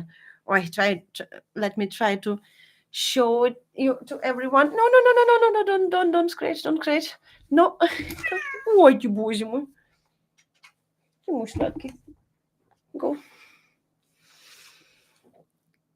She's demanding attention, but doesn't want to stay put.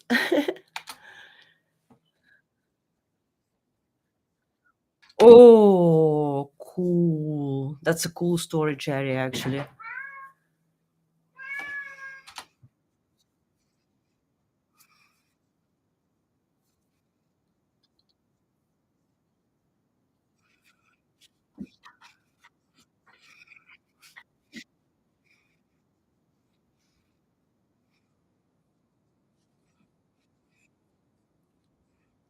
Up to 30 minutes in the aircraft.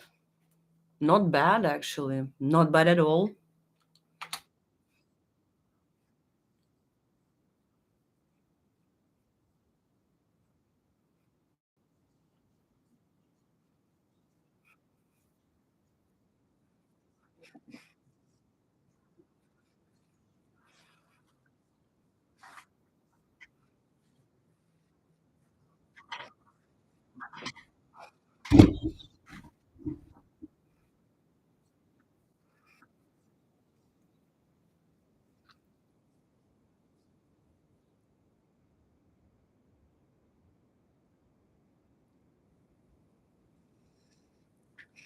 Let me show you actually some of Leary's of private jets, which I've seen. Let's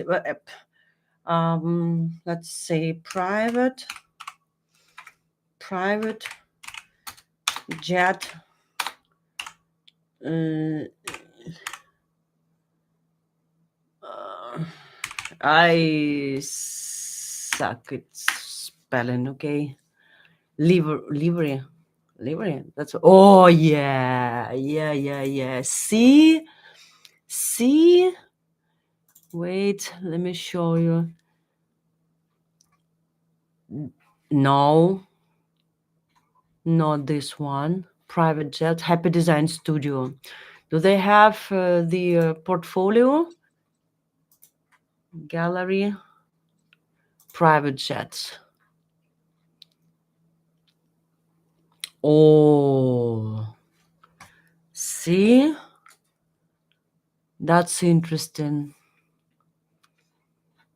Anything else? Yeah, the different patterns. Yeah, they like the sky is a limit, literally, guys. Like, and that is so simple, too simple for the luxury level. Yeah, see, Bombardier, Gulfstream. That's their basic livery that which they offer. There's just one helicopter. Yeah, looks like it's just one. Okay, let's. But what is this peak? Mm, how to make it bigger? Can I make it bigger? Okay, can I?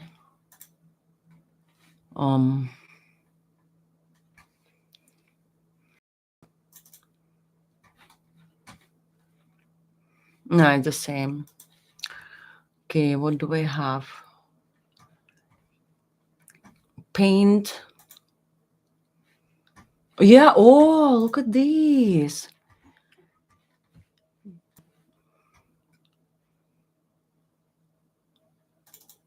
Can I make it bigger? How can I make it bigger? Yeah, see how beautiful it is.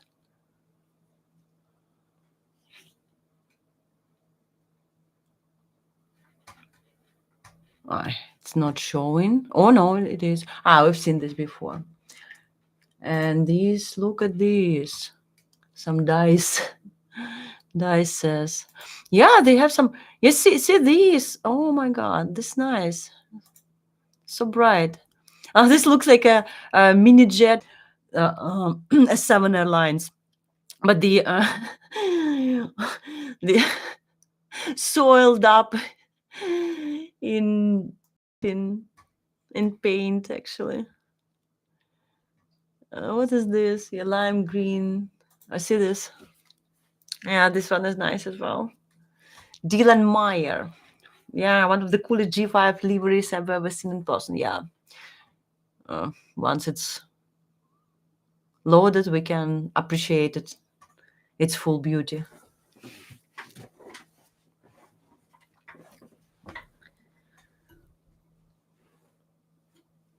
It's not gonna. Wait, sorry. Okay. Okay, so. But yeah, you see this like a boundless. See this? Can it be? Oh yeah, see this one is nice as well.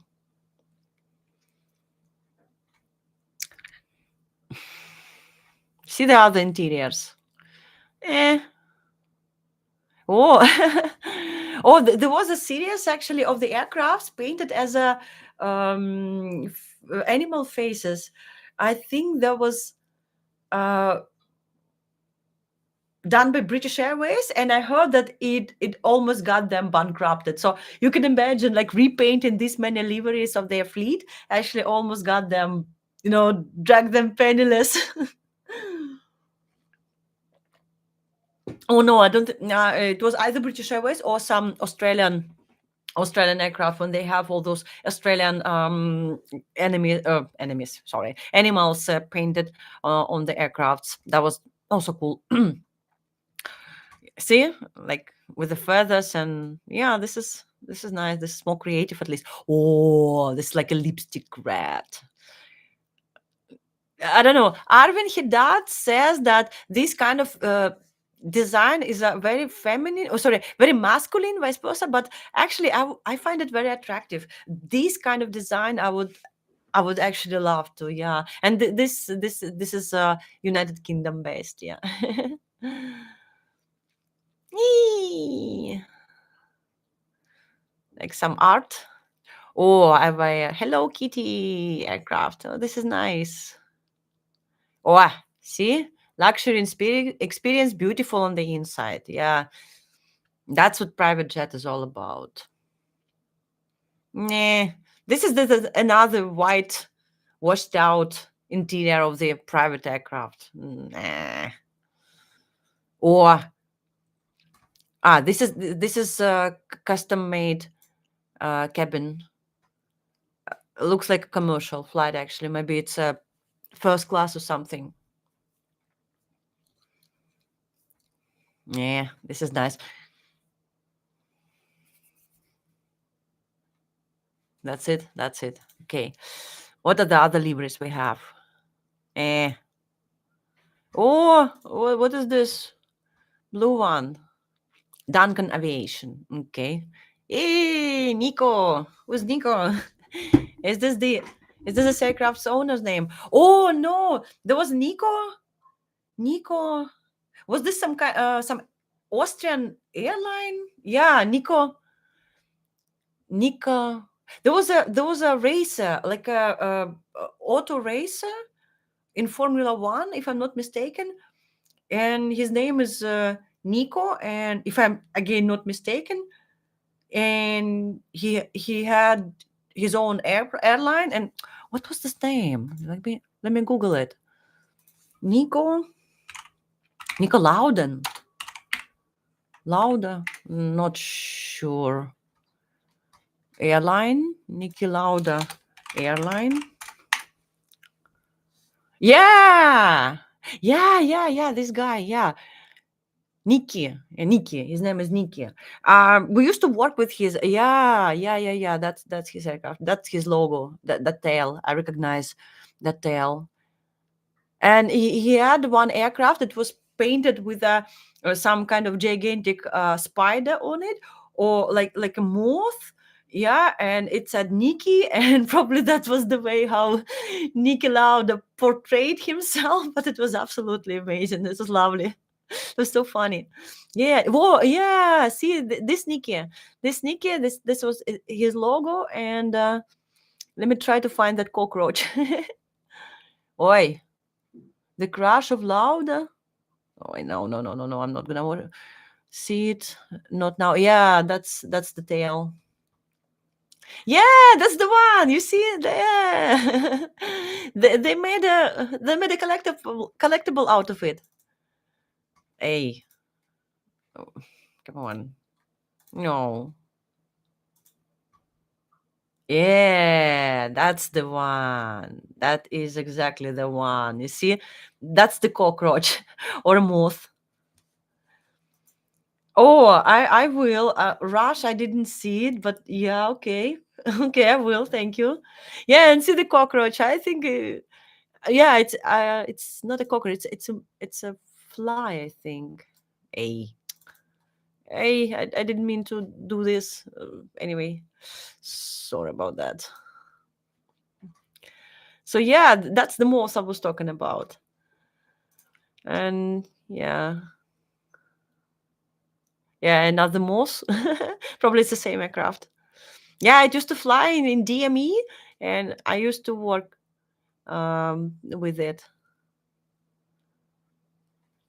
Yeah, so more moths. Okay, it's not gonna. Okay, let's come back to the aircraft. The paint design. Oh, look at these. I think these are the interiors of that blue one. Yeah, check it out.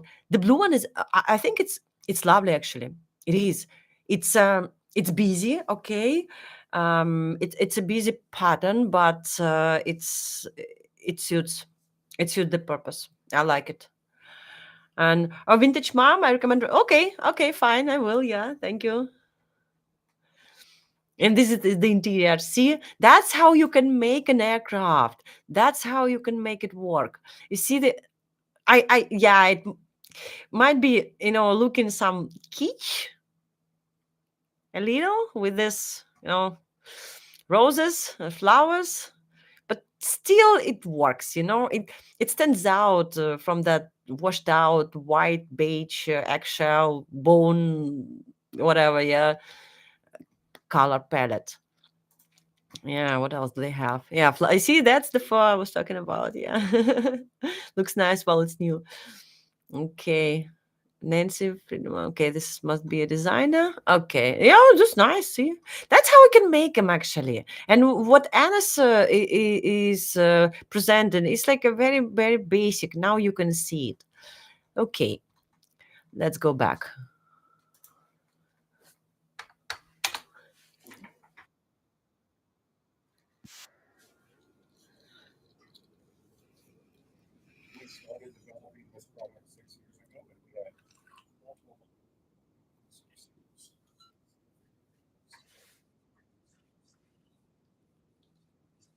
What can flight crew add to the input of the interior other than, they are trained.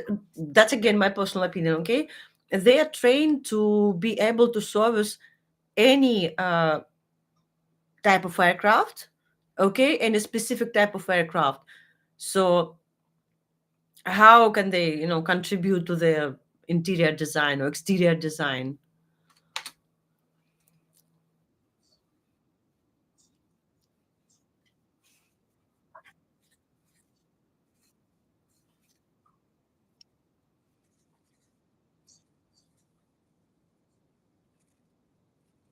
Oh, this is one of those the okay, it's called in Russian it's called vadila. and in English it's called the towing device, actually, okay, and which gets attached one side to the forward landing gear, the other and to this tag, okay, not to this particular one, but the one that uses that device. And yeah, the aircraft has been towed. We used to do this procedure, actually. This is called marshalling, okay. This is 320, okay. Pay attention how they do it. There are three people in the brigade, okay, in the group. One is a um, left attendant, which is walking under the wing, okay. The other one is chief of the towing, which also performs the job of the right wingman, okay. And there's also a tug driver who actually in this case controls or like observes both the sides, okay, and the tail. um how we used to do that, we used to work in tug driver, me as a towing chief, wingman one or two wingmen, okay. But if you're using this towing device, you're not allowed to walk this close. You see, as this guy's walking, because basically you have another like 2 meters uh, of this towing device between aircraft and the tug, and it's has some bolts, okay, which tend to break. That's how they do. That's intentionally being done because it allows them to break if they experience any stress. Okay, so it allows to prevent the forward landing gear from from damage. Sorry. So, um, and I can't I can't not to comment, okay, on how they perform it. I understand that apron is empty, okay, wingman is fine, but this guy who is on the right, okay, this one is connected to the flight deck. So basically, he's in touch, in communication with the crew, and he tells them if they are allowed or not allowed to start up the engines while still moving. They allow it in some airports, in other airports they don't. But all in all, yeah, you can do that while towed, while performing this pushback procedure, how they call it.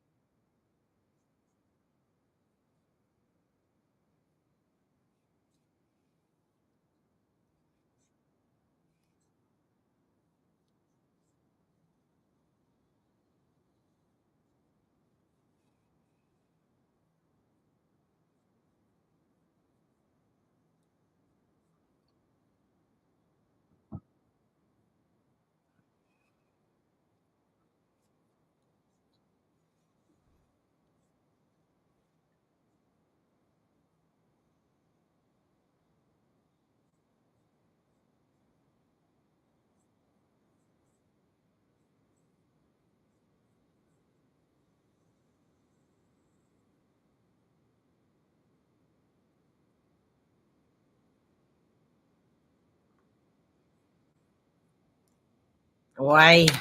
Any aircraft 320 will give you the same kind of smoothest takeoff you have ever experienced. That's okay. It's a good aircraft, I promise. Okay. He's flying. I think this is it. So yeah, guys, let me know if you want to watch something next.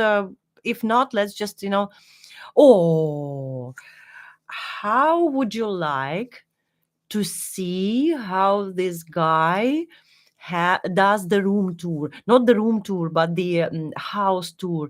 He does the touring on ultra luxury estate, and I have some favorite videos Okay, they are reviewing LA estate and this hill property and everything. That gets me actually.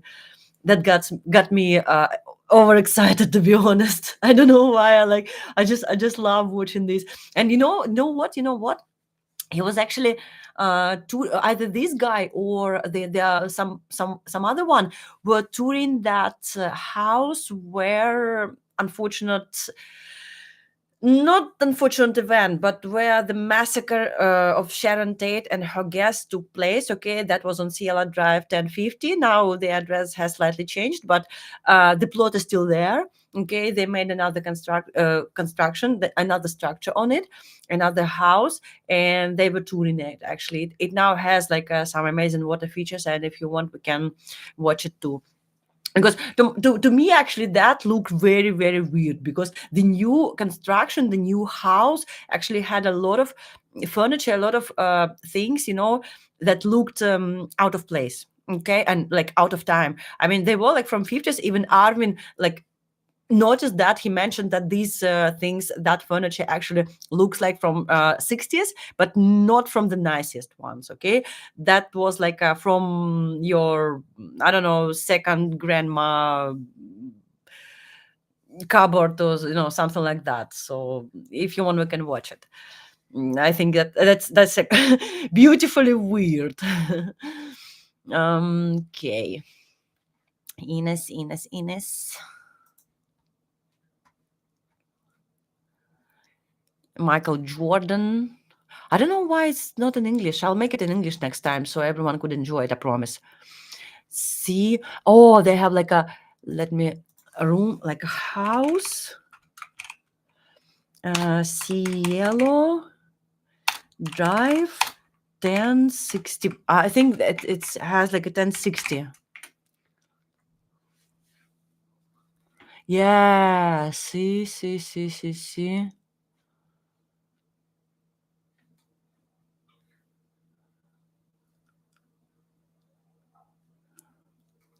Sharon Tate. Yeah, this is it. But that's not what I'm looking at for actually. There was a Yeah, see, that's the video that I watched, made by Arvin Haddad, but that's the original, I think. Yes. This is the original. Okay, just for you to understand what we're looking at. Just a sec. Okay, we don't need them. This house used to look like that. Old Cielo Drive. Yeah, the red one. I think that was some red. Yeah, that's the one. Yeah, that's the one. That's the one. English. Yeah. So one story, no, two-story building. And if I'm not mistaken, it has like amazing views. Okay, like this is what they call like a jetliner view, unobstructed. Okay, like it's an amazing lot. Okay, it's very very expensive lot is expensive by itself. You forget the house, it's a tear down anyway, like no one wants it. But just look at it, look at the plot itself, a lot of flat land. And yeah, the you'll see the views are like, oh, breathtaking. And this is so unfortunate, actually. I read out that the actual owner, after that massacre took place, he used to stay there till the late 80s, when he probably died. And then it was remodeled. It was like a demolished, yeah, and the new construction got erected. But I'm not sure if actually after the massacre, okay, the owner uh, continued living there. Yeah, I'm not sure. Even if he did, I wonder if he had any people who would want to live there, because he was renting it out before the on that's massacre that took place. He used to rent it out, and after that I'm not sure if he did, but I read out that he actually lived there. Okay, so yeah. And let's look for some interior pictures, maybe. No? Yeah, this is the nice. This is the new. This is how it looks now. This is what it looks now. And see, this is a Cielo actual blueprints. And is this the old or new? That's the old one. Okay.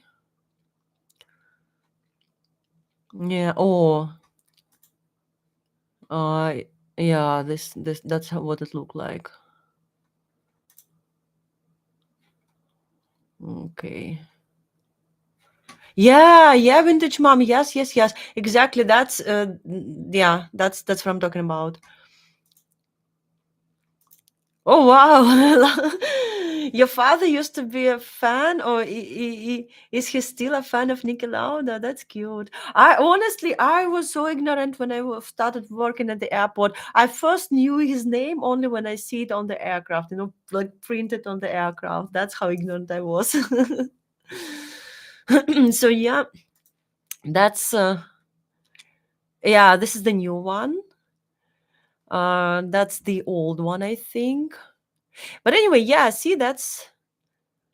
Oh my god. Oh my god. No, I don't want to see this. But I was hoping to find some, yeah, see some interiors so we could actually compare. I'm not gonna look for specific furniture pieces to check if some got transferred from the old one to the new one. But again, let's just see what it looks like. To my opinion, like to me, it looks the new construction looks like really really weird. Okay, like let me know if you think it's weird too, or is if it's just me. Let's see.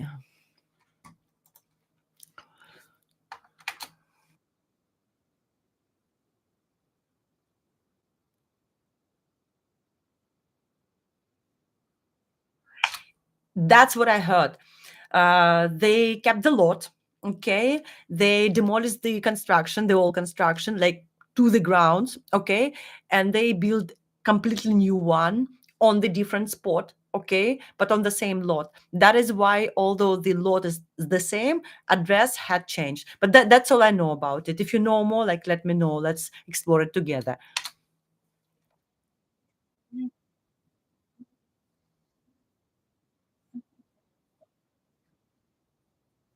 Oi, oi, oi, oi, oi.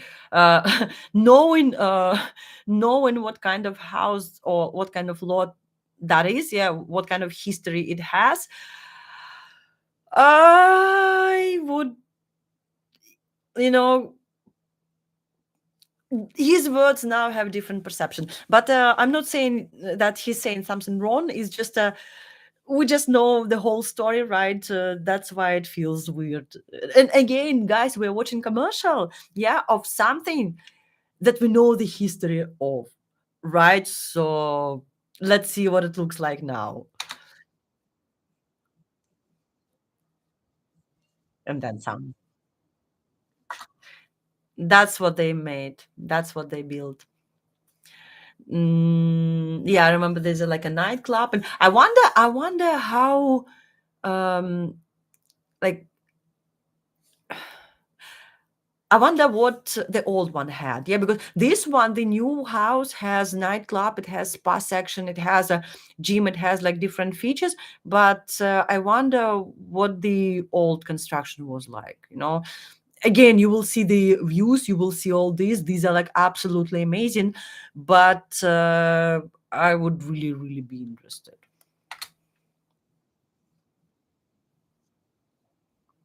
Yeah, you see, I found the perfect moment.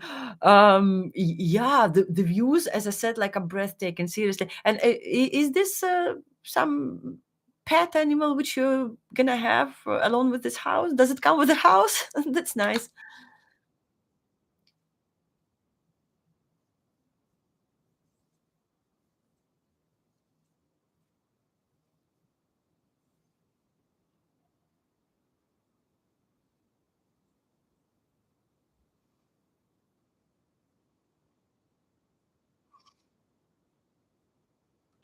Yeah, yeah, yeah, yeah. This is really, really nice house. I mean, um, I I always have mixed feelings towards ultra luxury estate when I watch these videos, because uh, like some of them does not feel like home. Yeah, some are too industrial or too wide or too small. uh I mean, feel yeah, that's the general perception. um Not like every ultra luxury home feels like home. Yeah, and this one somehow I have some feelings towards, probably because we know the history, and the lot and the owner and the house are not responsible for whatever happened. Okay, and let's be clear on that. But anyway, overall, this is a great home. Yeah, but I'm I know how it sounds, but I would love to have it. Yeah, I mean, in sense of, I wouldn't be afraid.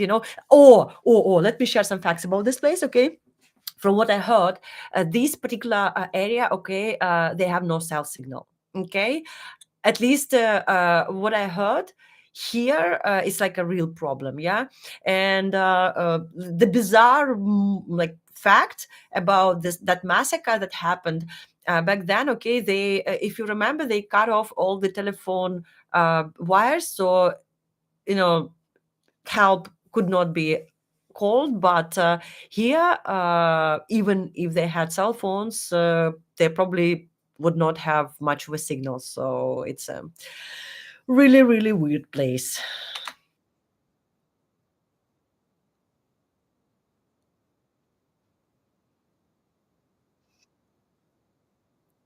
Oh, did you see it? That's actually, wait, that's what they call a jetliner view. See, that's how unobstructed it is. Like that is so cool. Yeah, see, that's Los Angeles. Yeah, that's the one. If I'm not mistaken, there's a bathroom like above this room. Okay, upstairs. So it's like a primary suite bathroom, and they have the very same view. And there is a bathtub right next to the window where you can lie down and just enjoy the view. And this is like a this one of a hell of experience.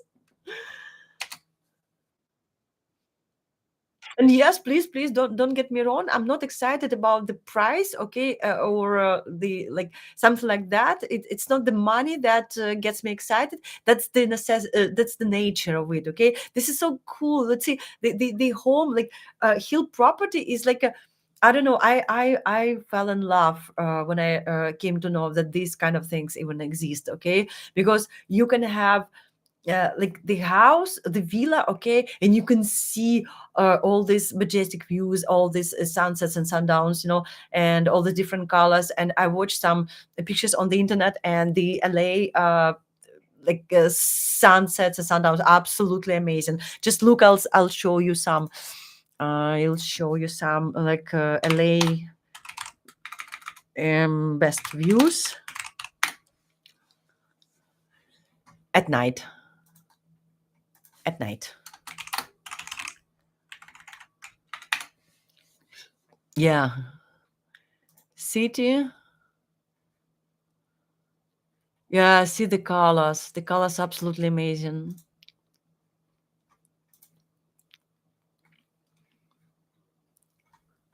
Wait, wait. Wait, what did I do? What did I? Yeah, see,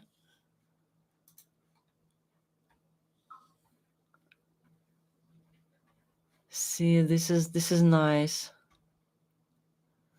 Yeah.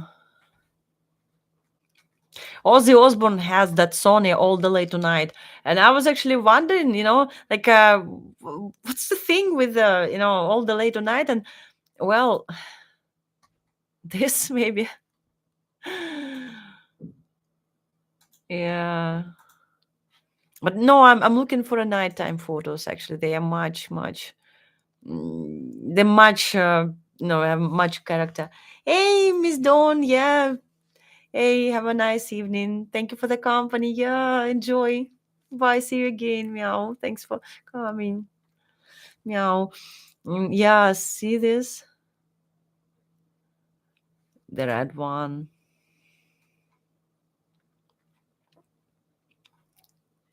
What about nighttime? Nighttime view. Yeah, nighttime, Los Angeles.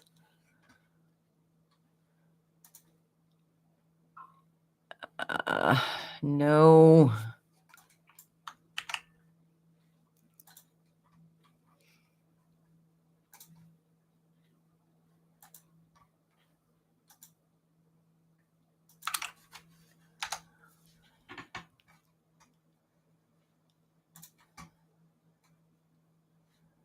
Yeah. Yeah, this one too. Oh, let's see. 10 epic thing. Uh-huh. Okay.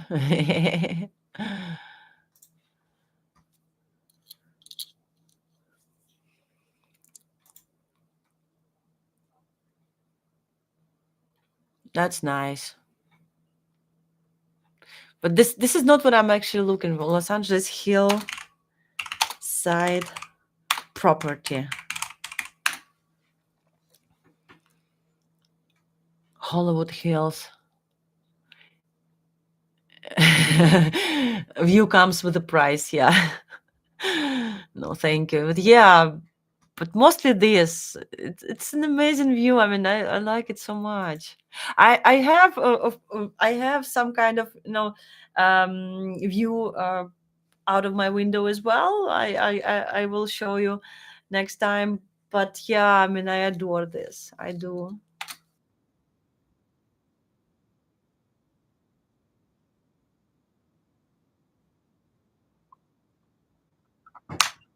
And I heard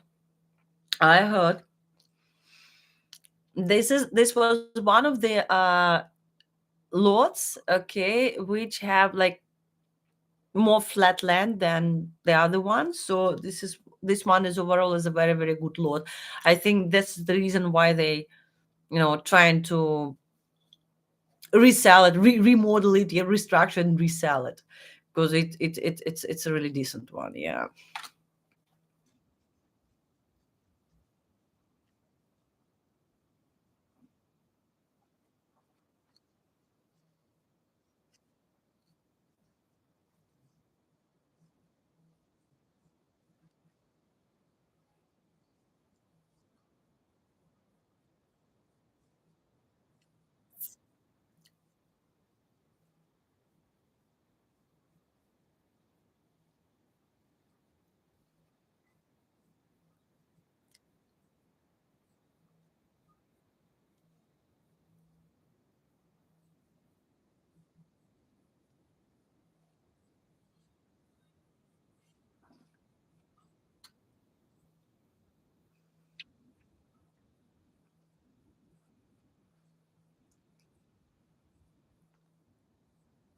Yeah, you see how big the surroundings are. Actually, the grounds are really big. They have like a driveways like which you can access the house from different points, and this is real cool. And actually, when I saw this home, okay, I couldn't tell that it was like old one or new one, and I thought actually it was an old one, just because they built it in a classical like Mediterranean style, okay, and it can be said if it was like when it was built out. Actually, that's interesting.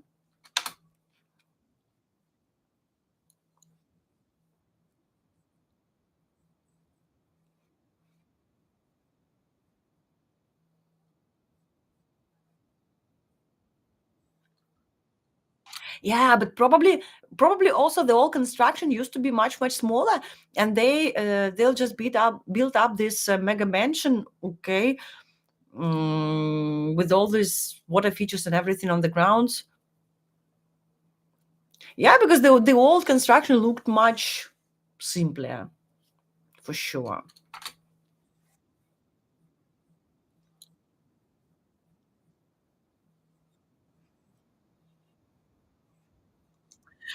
I'm not a fan of the glass doors, the outside doors. Okay, like I know that this is like a private area. I know that no one's looking. I know that you are on the gated uh, surrounding where you can, no one is watching. But I still don't feel safe when I see the exterior glass door.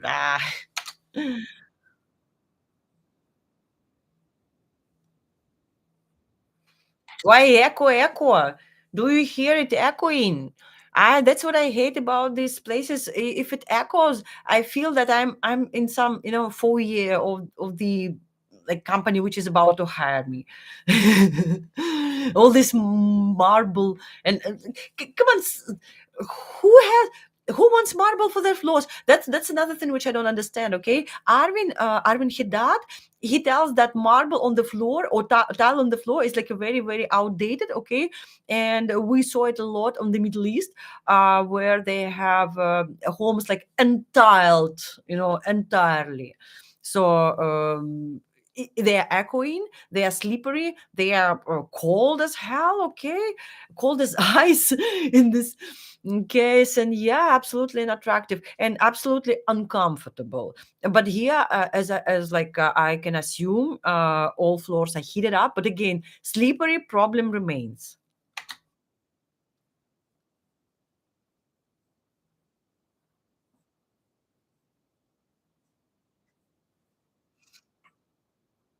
Oh, that's nice.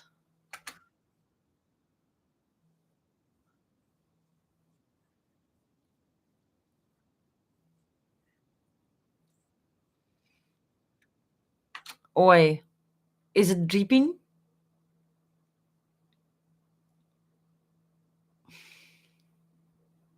I wonder how far the water from this feature spreads out. Okay, if you're gonna have a wet floor in this area at all times, no matter what, that's what I'm wondering. Hmm.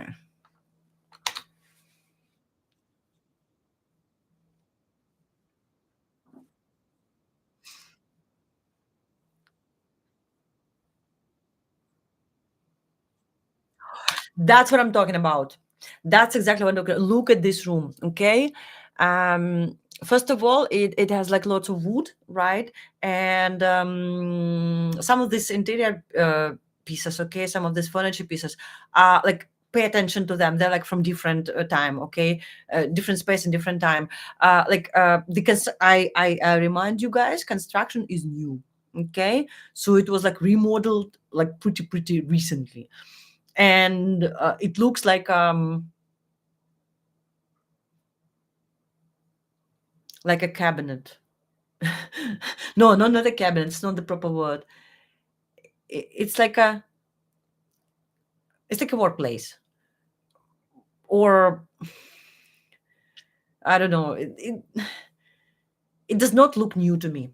Yeah, it feels cozy. Okay, I like the ceiling height, though I little height would be in order, but overall it's beautiful. It has wooden panels. Okay, it looks classy. There's a pool table, but again, for me, it looks like a little outdated, and that's one of the weird things about this house. Oh, see this. These are those towers, actually, right? I love this. I don't like the fact that it doesn't have windows, but actually, overall, this very cozy place. Yeah, I like it. I like it. This, like Arvin says, the word, the nook. It, it's like a um, office, home office nook.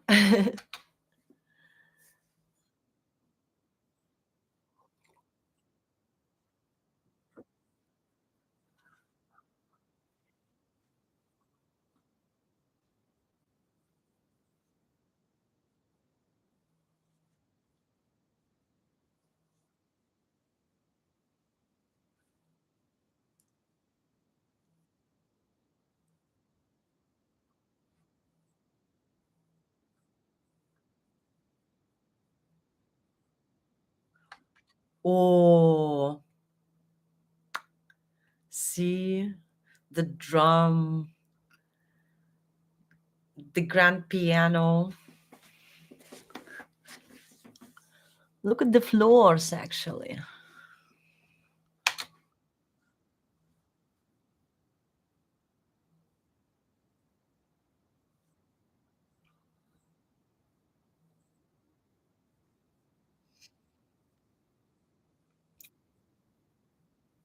See, it has like lots of pieces, lots of things that are like out of the place, right? This jukebox. I mean, overall style like brings us back to like they say like mid-century design, right? But again, this time is obviously highlighted, okay, in this house. That's interesting. And again, this is the new construction, right?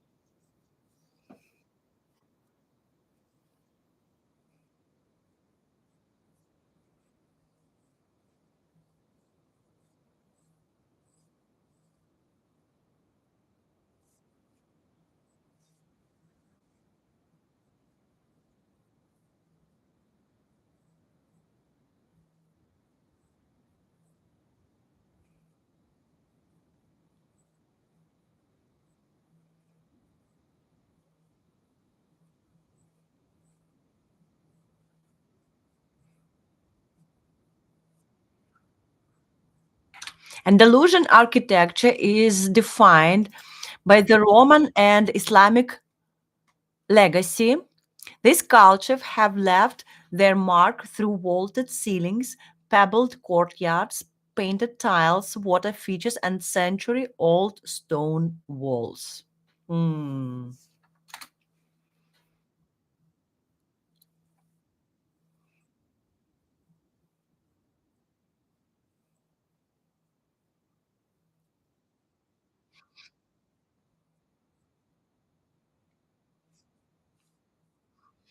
Yeah, overall it's very well like eclectic house, and that's interesting choice actually. You know, when you have a place with a history, dark history like that, mm, I don't know how it is commercially feasible to keep up with the style, right? Or rather than to change it completely, change it in sense of make one of those modern like free form ones. So I don't know how they were attached to the lot shape or something like that. But overall it's like a really really weird place, like really weird house. Like let's keep watching. You'll see why.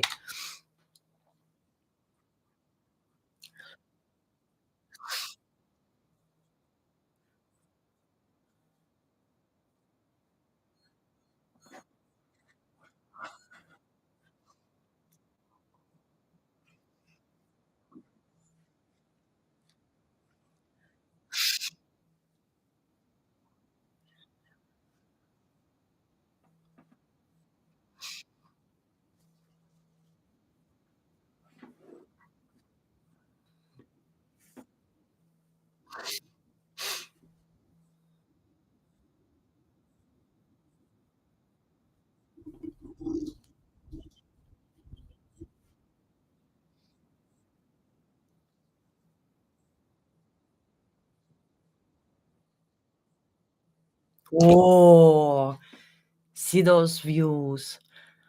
That's what Arvin called like a jetliner view. Okay, and see the LED light in all the fish tank. It complements with the color palette of the view, and that's absolutely amazing.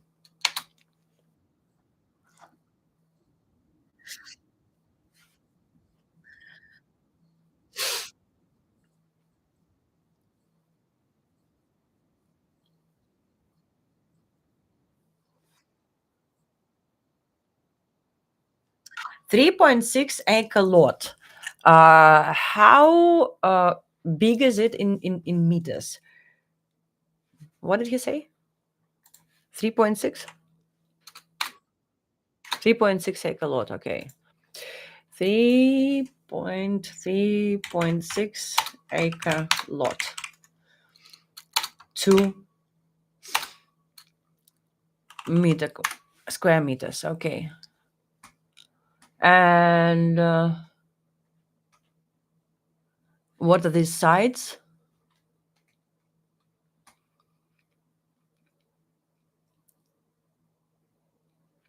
I wonder what the size of this property is in square meters.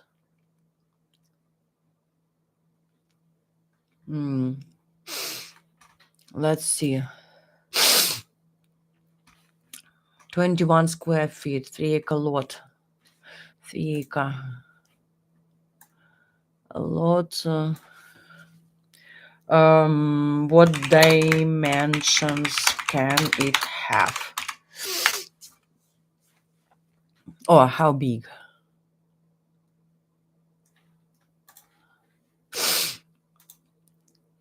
Or 100 meters, 100 meter by 100 meter. 2.4, 100 meter. So it's like a, can it have, can it be like a 150 meters side?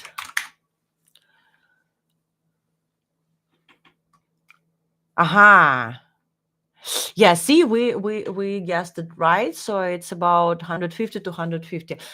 Again, these are just assumptions, these are estimates, and these are like a square shape. We not sure what shape that lot has actually, considering it's still a hillside property. So, but I heard actually this lot had like more of flat land than the other ones. So,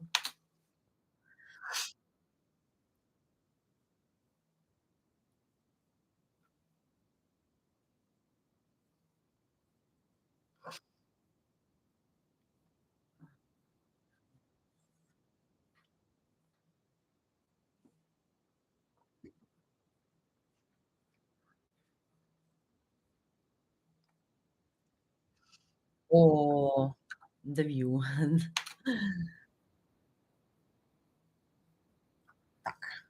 Okay. Well, we're not gonna watch another commercial. We're not gonna watch another commercial in the commercial.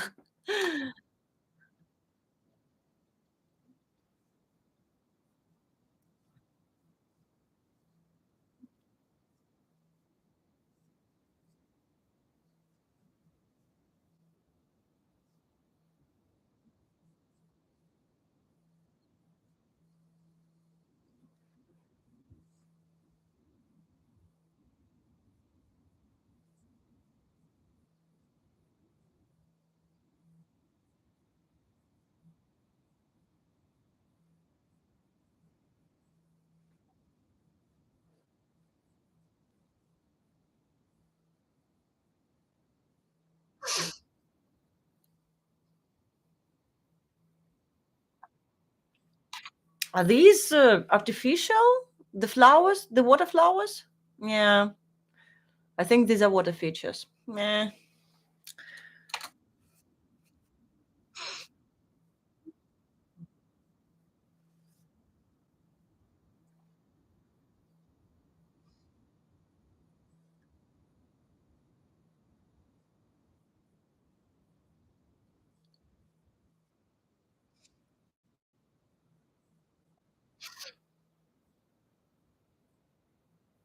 Oh, I haven't seen this one.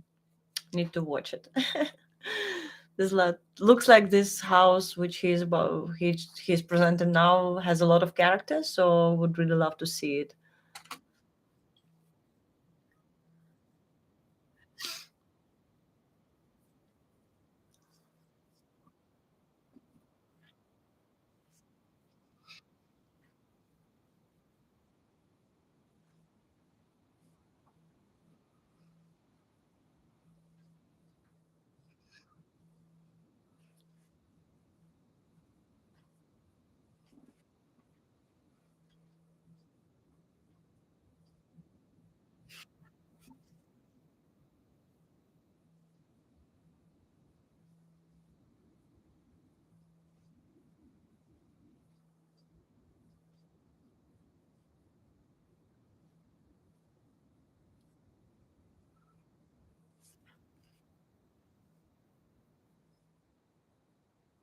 Oh, okay. Stop talking. It's like from the all the houses, right? This is, I don't know. This looks like a Victorian to me. Like, guys, correct me if I'm wrong, but this is a this looks like a retro. This is so retro. You see the color on the walls, right? I wonder what that is. If that is a painting or that is a actual wallpaper, probably like material, like the tissue one. Let's check the textile one. Let's check.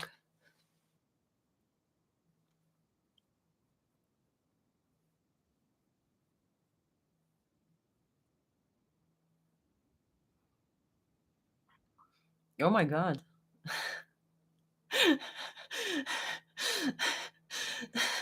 this is this is yeah, this is so Islamic culture or like Middle East or North Africa infused. Yeah, that's cool actually. I like it. For sure. For sure it's not for everybody. Yeah. There is a certain like a demographics, certain people that appreciate this kind of aesthetics, and yeah, you should really know whom you are building for. Correct.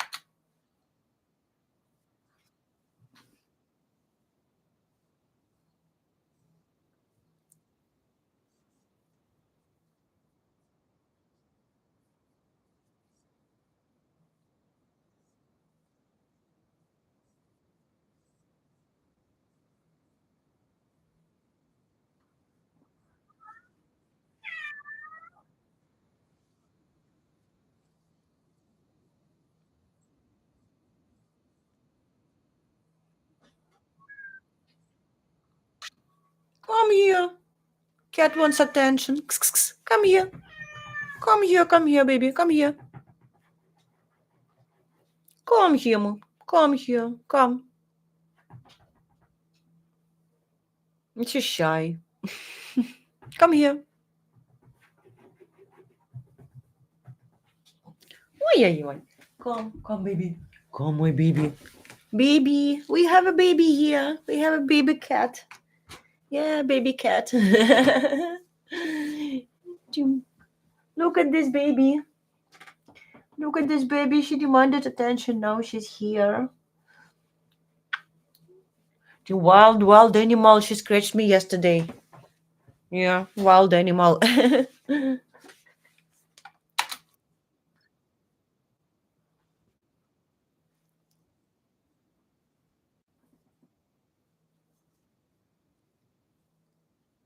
Gone, yeah.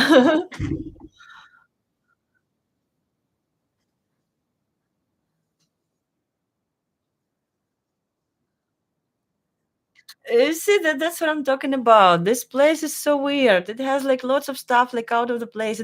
Like some eclectic ones, some gongs and the style and like you'll see further down there are like a I think or there are like versions, okay, rumors that they were taken out of original place, okay, which they tore down, but not sure.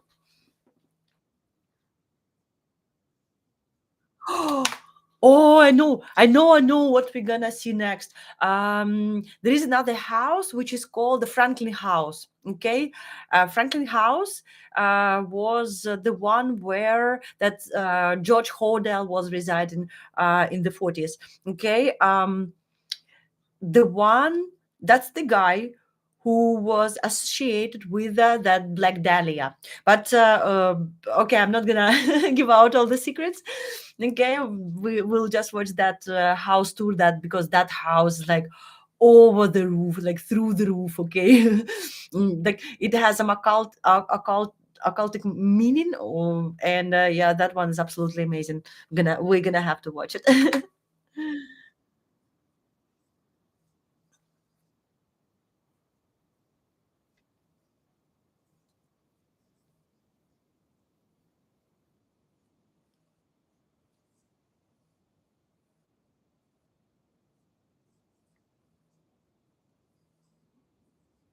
Oh, look at this. These are textile lightning features.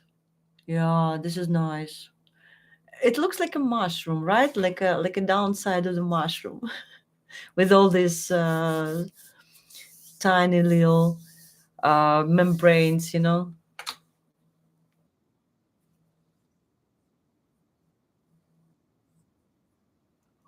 Love the color palette. Look at this. Look at this. The yellow, okay, the lavender, and the bluish, the greenish. Oh, it's amazing. That's so lovely. Yeah.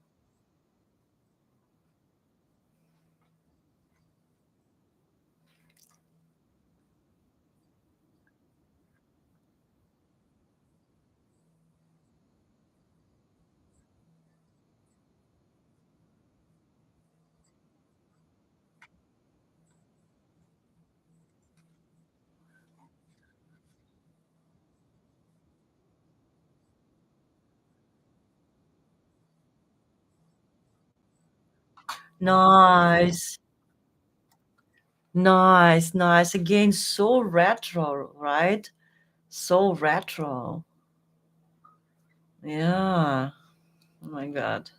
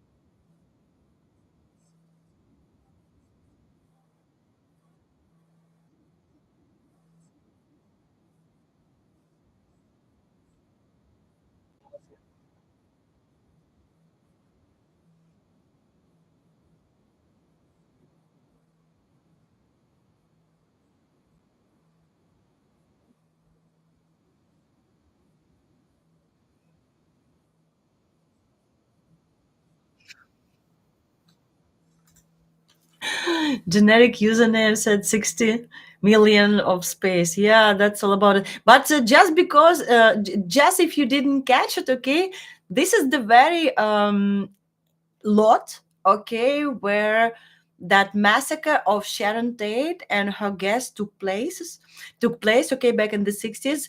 And that's the very same lot. They just tore down the old construction, okay, they built a new one, and that's what he's reviewing here.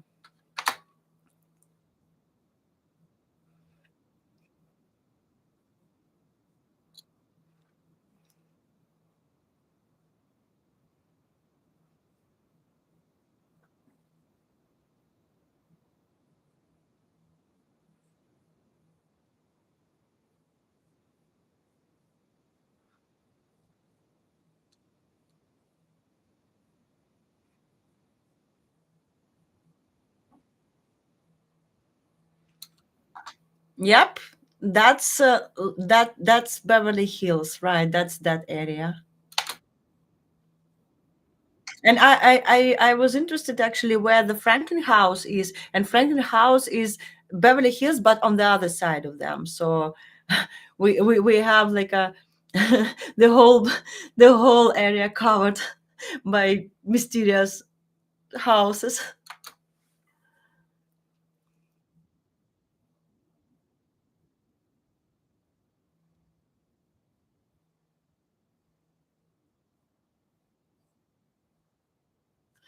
Exactly, exactly. The Black Dahlia. Yes, yes, exactly. And that's the one. And again, oh, sorry. No, Black Dahlia is that Franklin House. Correct. You're absolutely right. And this one is related to that massacre of Sharon Tate and her guests. Yeah, absolutely.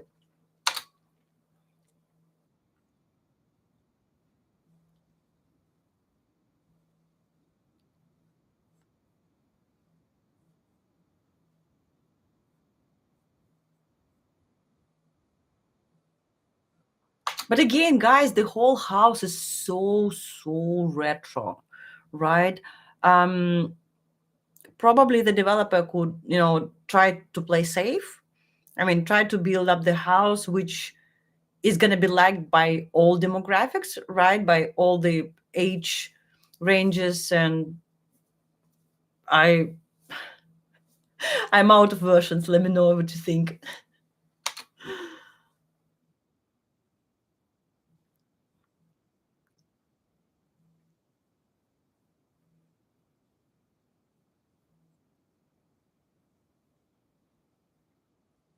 Oh, this one has entertainment level. That's in the basement, I guess.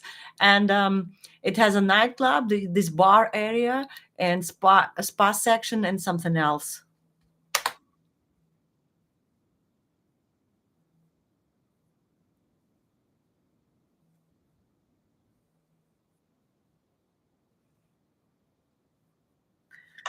Foosball table is on in the hallway.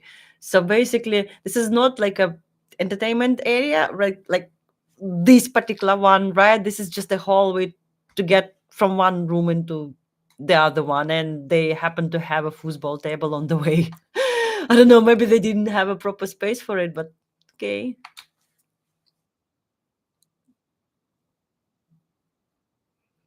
Yeah, but why are they in the hallway again?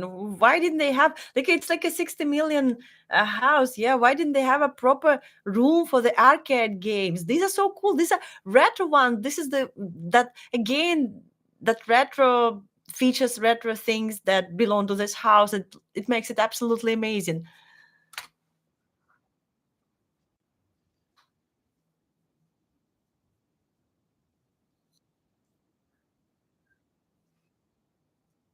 Arman.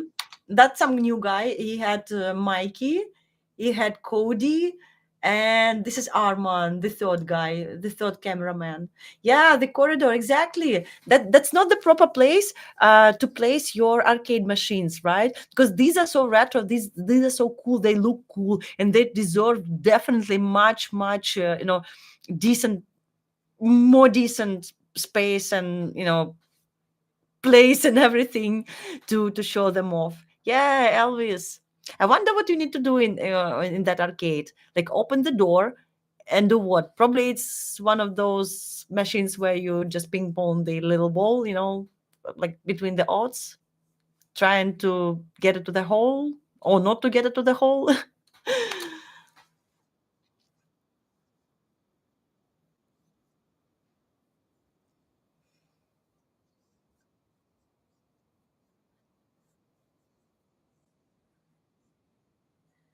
If it's so cool, why did you put it in the freaking corridor when no one can see it? And it will never get used because this is a hillside property, right? It's supposed to have views. And one of the coolest features that you have in the house are located in the area in the storage area, basically, when no one will ever use them. Yeah, I'm surprised that Elvis Presley is residing in this narrow hallway where no one will ever see him. What a shame.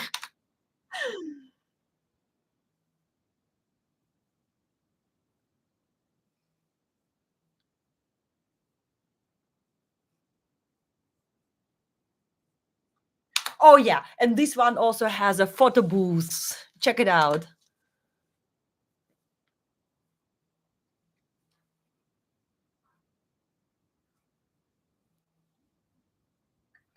I wonder what's beyond the curtain. Behind the curtain, sorry.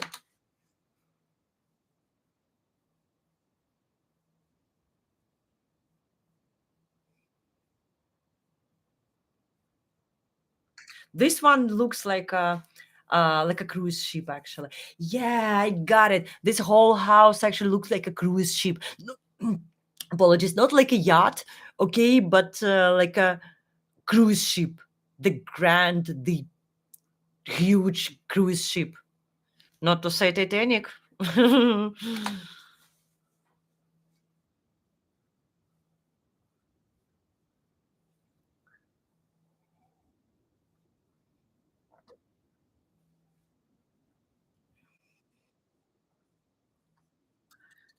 Oh yeah, that's what Arvin talked about. Okay, this Buddha thing, like this house by itself is very very eclectic, right? It already has different things from different times and different parts of the world, right? Different cultures and everything. And having another Buddha here when everything is styled up as a cruise ship, okay, really, it's like senses overloaded, right? This is a this theme and then that theme and Elvis theme and retro theme and cruise ship theme and Buddha theme and photo booth and everything and all together. um Probably that's what you expect from the 60 million mansion. I don't know. Let me know.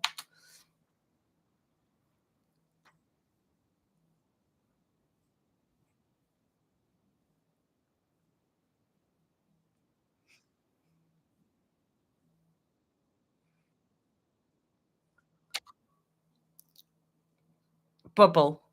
I like the color of purple. Yeah, Flipper is nice. And what's with the movie theater? They say that's what they used to build them. So this kind of IMAX looks and everything. And the most recent tendencies are to have your cinema rooms or screen rooms integrated with the house. Means they don't have any distinguished looks anymore. They have the same styles and everything. They're styled up there as the rest of the house. Yeah, so they are no longer considered as like some wow, something that own the luxury house, or like that luxury houses should have like IMAX looks like by default. No, that's no longer a case. And that's what they build them now, so integrated with the house. But not this one is also like a movie theater looks.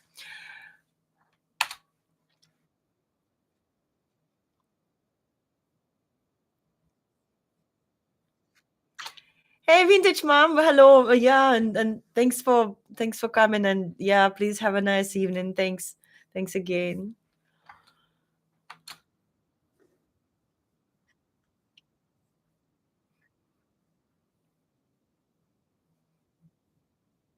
Oh, and basically, if I had this media room or cinema room, I would love to have these coaches, okay, rather than the individual seats. I think this feels more warm, okay, and that's what these rooms are actually for gathering and just lying down and doing nothing and enjoying your evening. Yeah.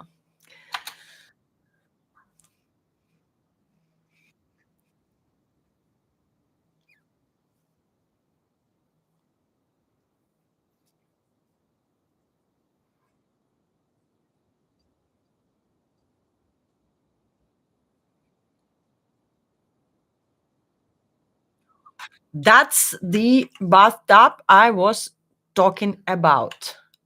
Wait, not here.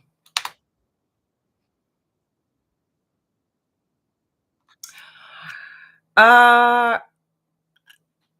I saw some pictures here of the old one. Okay. Um, I'm not sure, but I think there used to be sitting area right next to this window, because I saw like pictures where this very view was framed with a couple of seats and like a coffee table and things like that. But they remodeled it, so repositioned it, remodeled it, and redone everything, and now it's the bathroom that overlooks this view.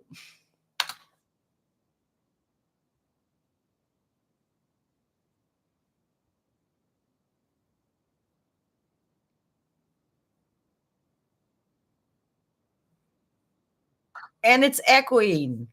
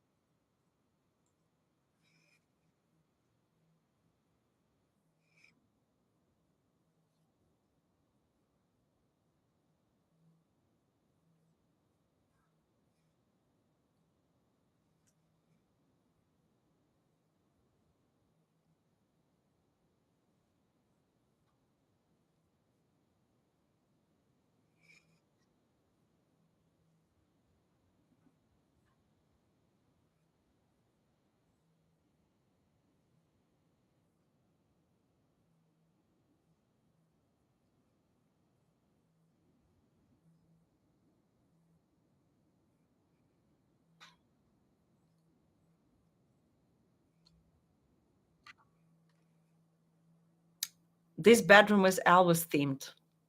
Okay. What makes it Elvis themed apart from that blanket with Elvis's face? Let's find out.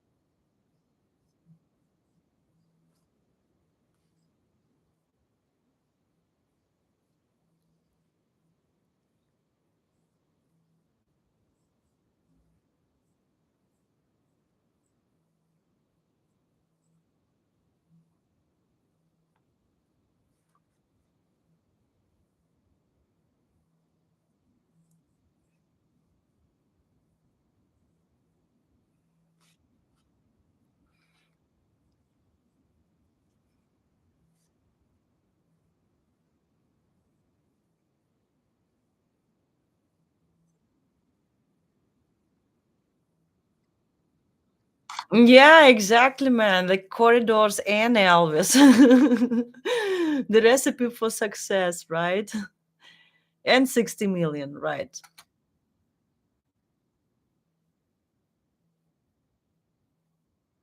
Look, another bedroom and another so retro interior, right? So you dig now, right? You do dig it. Well, the whole house, the entire house, despite it's a new one, okay, it's a new construction, it looks like it does have a lot of history, right? And I'm not sure who remodeled it, whether it was a developer or it was the owner. Okay, we can find it out, but anyway, it's a little creepy. Okay, it's deep, and it does look like it has a lot of history.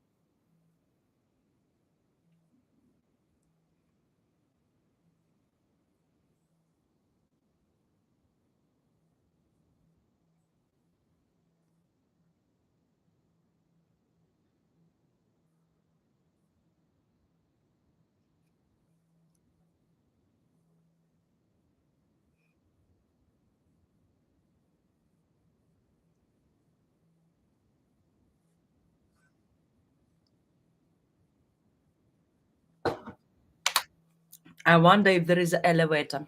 Okay, we've seen entertainment floor, staff floor, and primary suite floor, right? So it makes it three. I wonder if they have an elevator.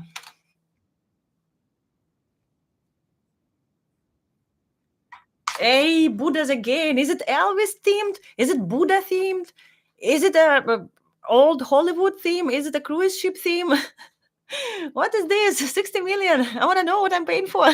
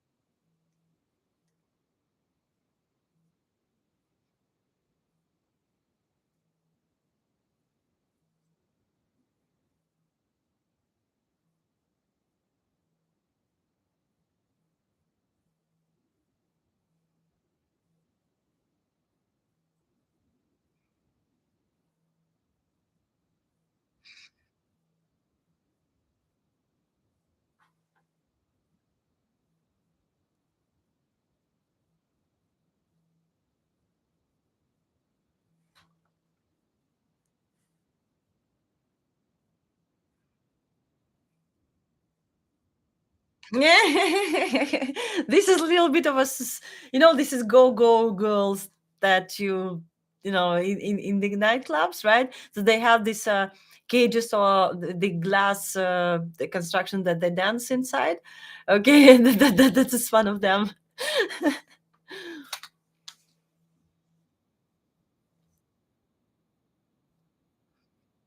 Or like no, there used to be a TV show, okay, like one of the first, or not the first one, on the Russian television. Okay, it was called Behind the Glass, and that may be what it is. Okay, it's like you dancing in a glass, like room where everyone can see you, but not really because you're on the hillside that you don't have any direct neighbors. Okay, so you're dancing all for yourself, but it's a cool experience anyway. And we're still on the cruise ship, don't forget.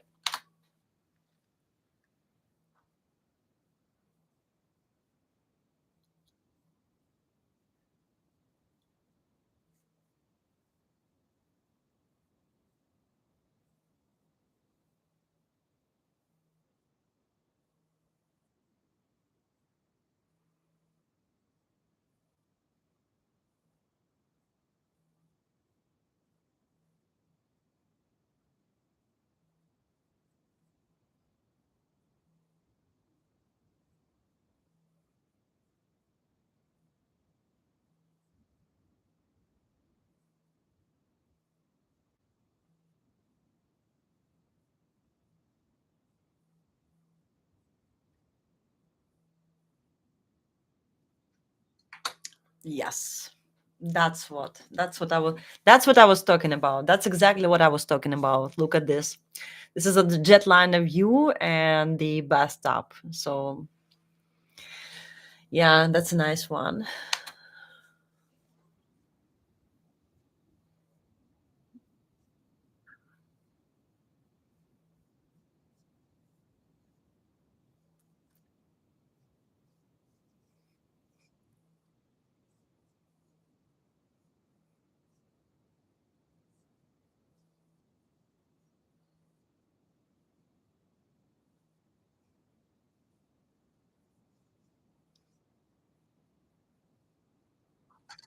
The specialty of the wood? Yeah, maybe.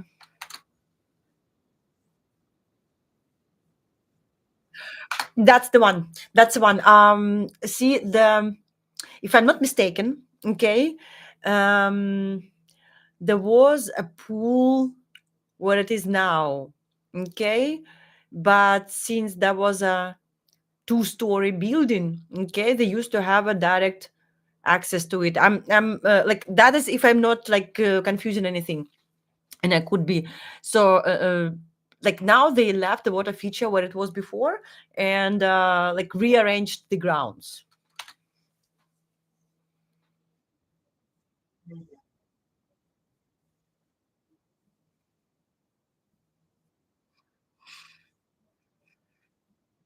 I wonder how dusty it could get actually for this outdoor furniture. Yeah, how often do you need to clean it up, or like deep clean it up, or maybe steam it up to keep it clean and free of parasites?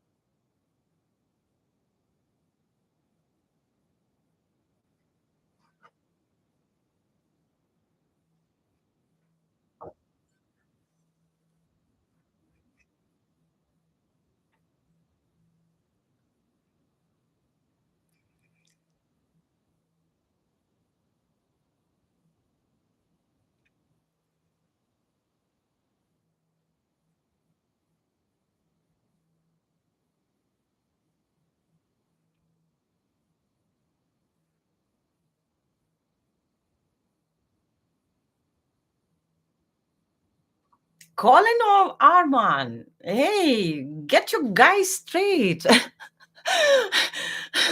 I'm getting lost in them. So probably they filmed this grounds on different day or different time. So he has the different cameraman. But hey, I want Mikey back. Yeah, I actually agree with Arvin. Okay, that Mikey was like a really really interesting character, and it added up to the tours and to the reviews very very nicely. Yeah, his comments are like priceless and very pretty much to the point, and they were really cool.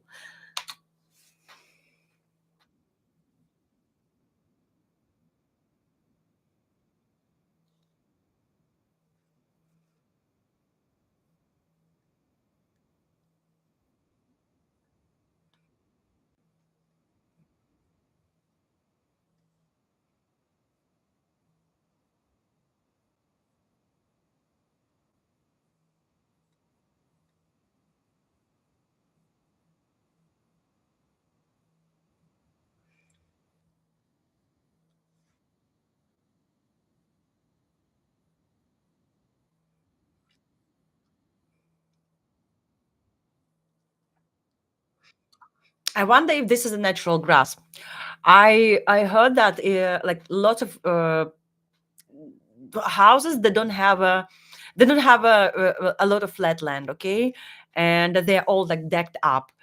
And basically, like the most of the grounds are covered with a fake grass, so you don't have to you don't have to take care of it. But actually, I think like paying 60 million and having a fake grass, it's like it's like going to Starbucks, right, and paying $10 for coffee. Okay, I would still do that.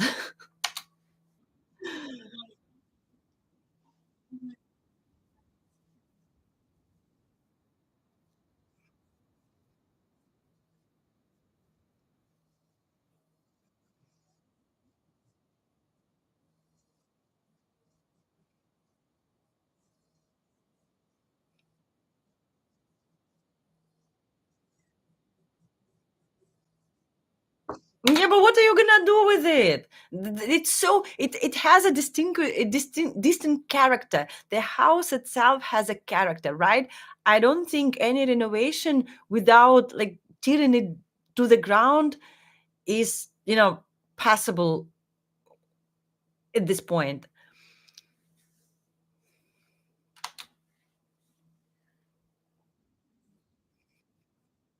What can you do with it? You can't do anything with it.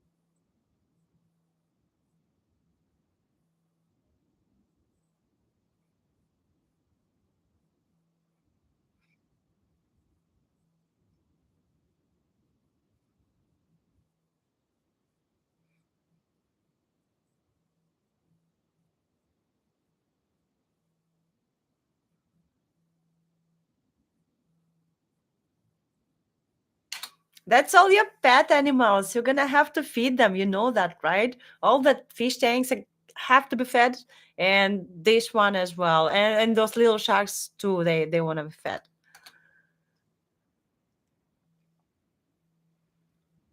So you're gonna have to have a feeding man just for the fish. So in this house, even fish has their own stuff.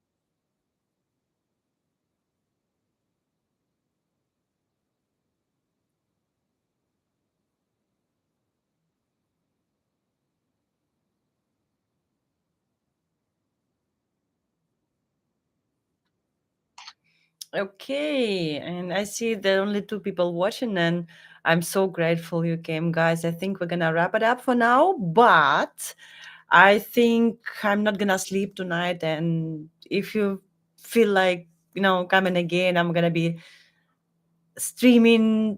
I think in another hour or hour and a half if we have power. And if not, I'll see you next time. But if we still have power, so I may come back right in an hour. Actually, I have a goal, to keep streaming the entire weekend, not just this one, but like in general, just to gain some confidence and gain some experience in that.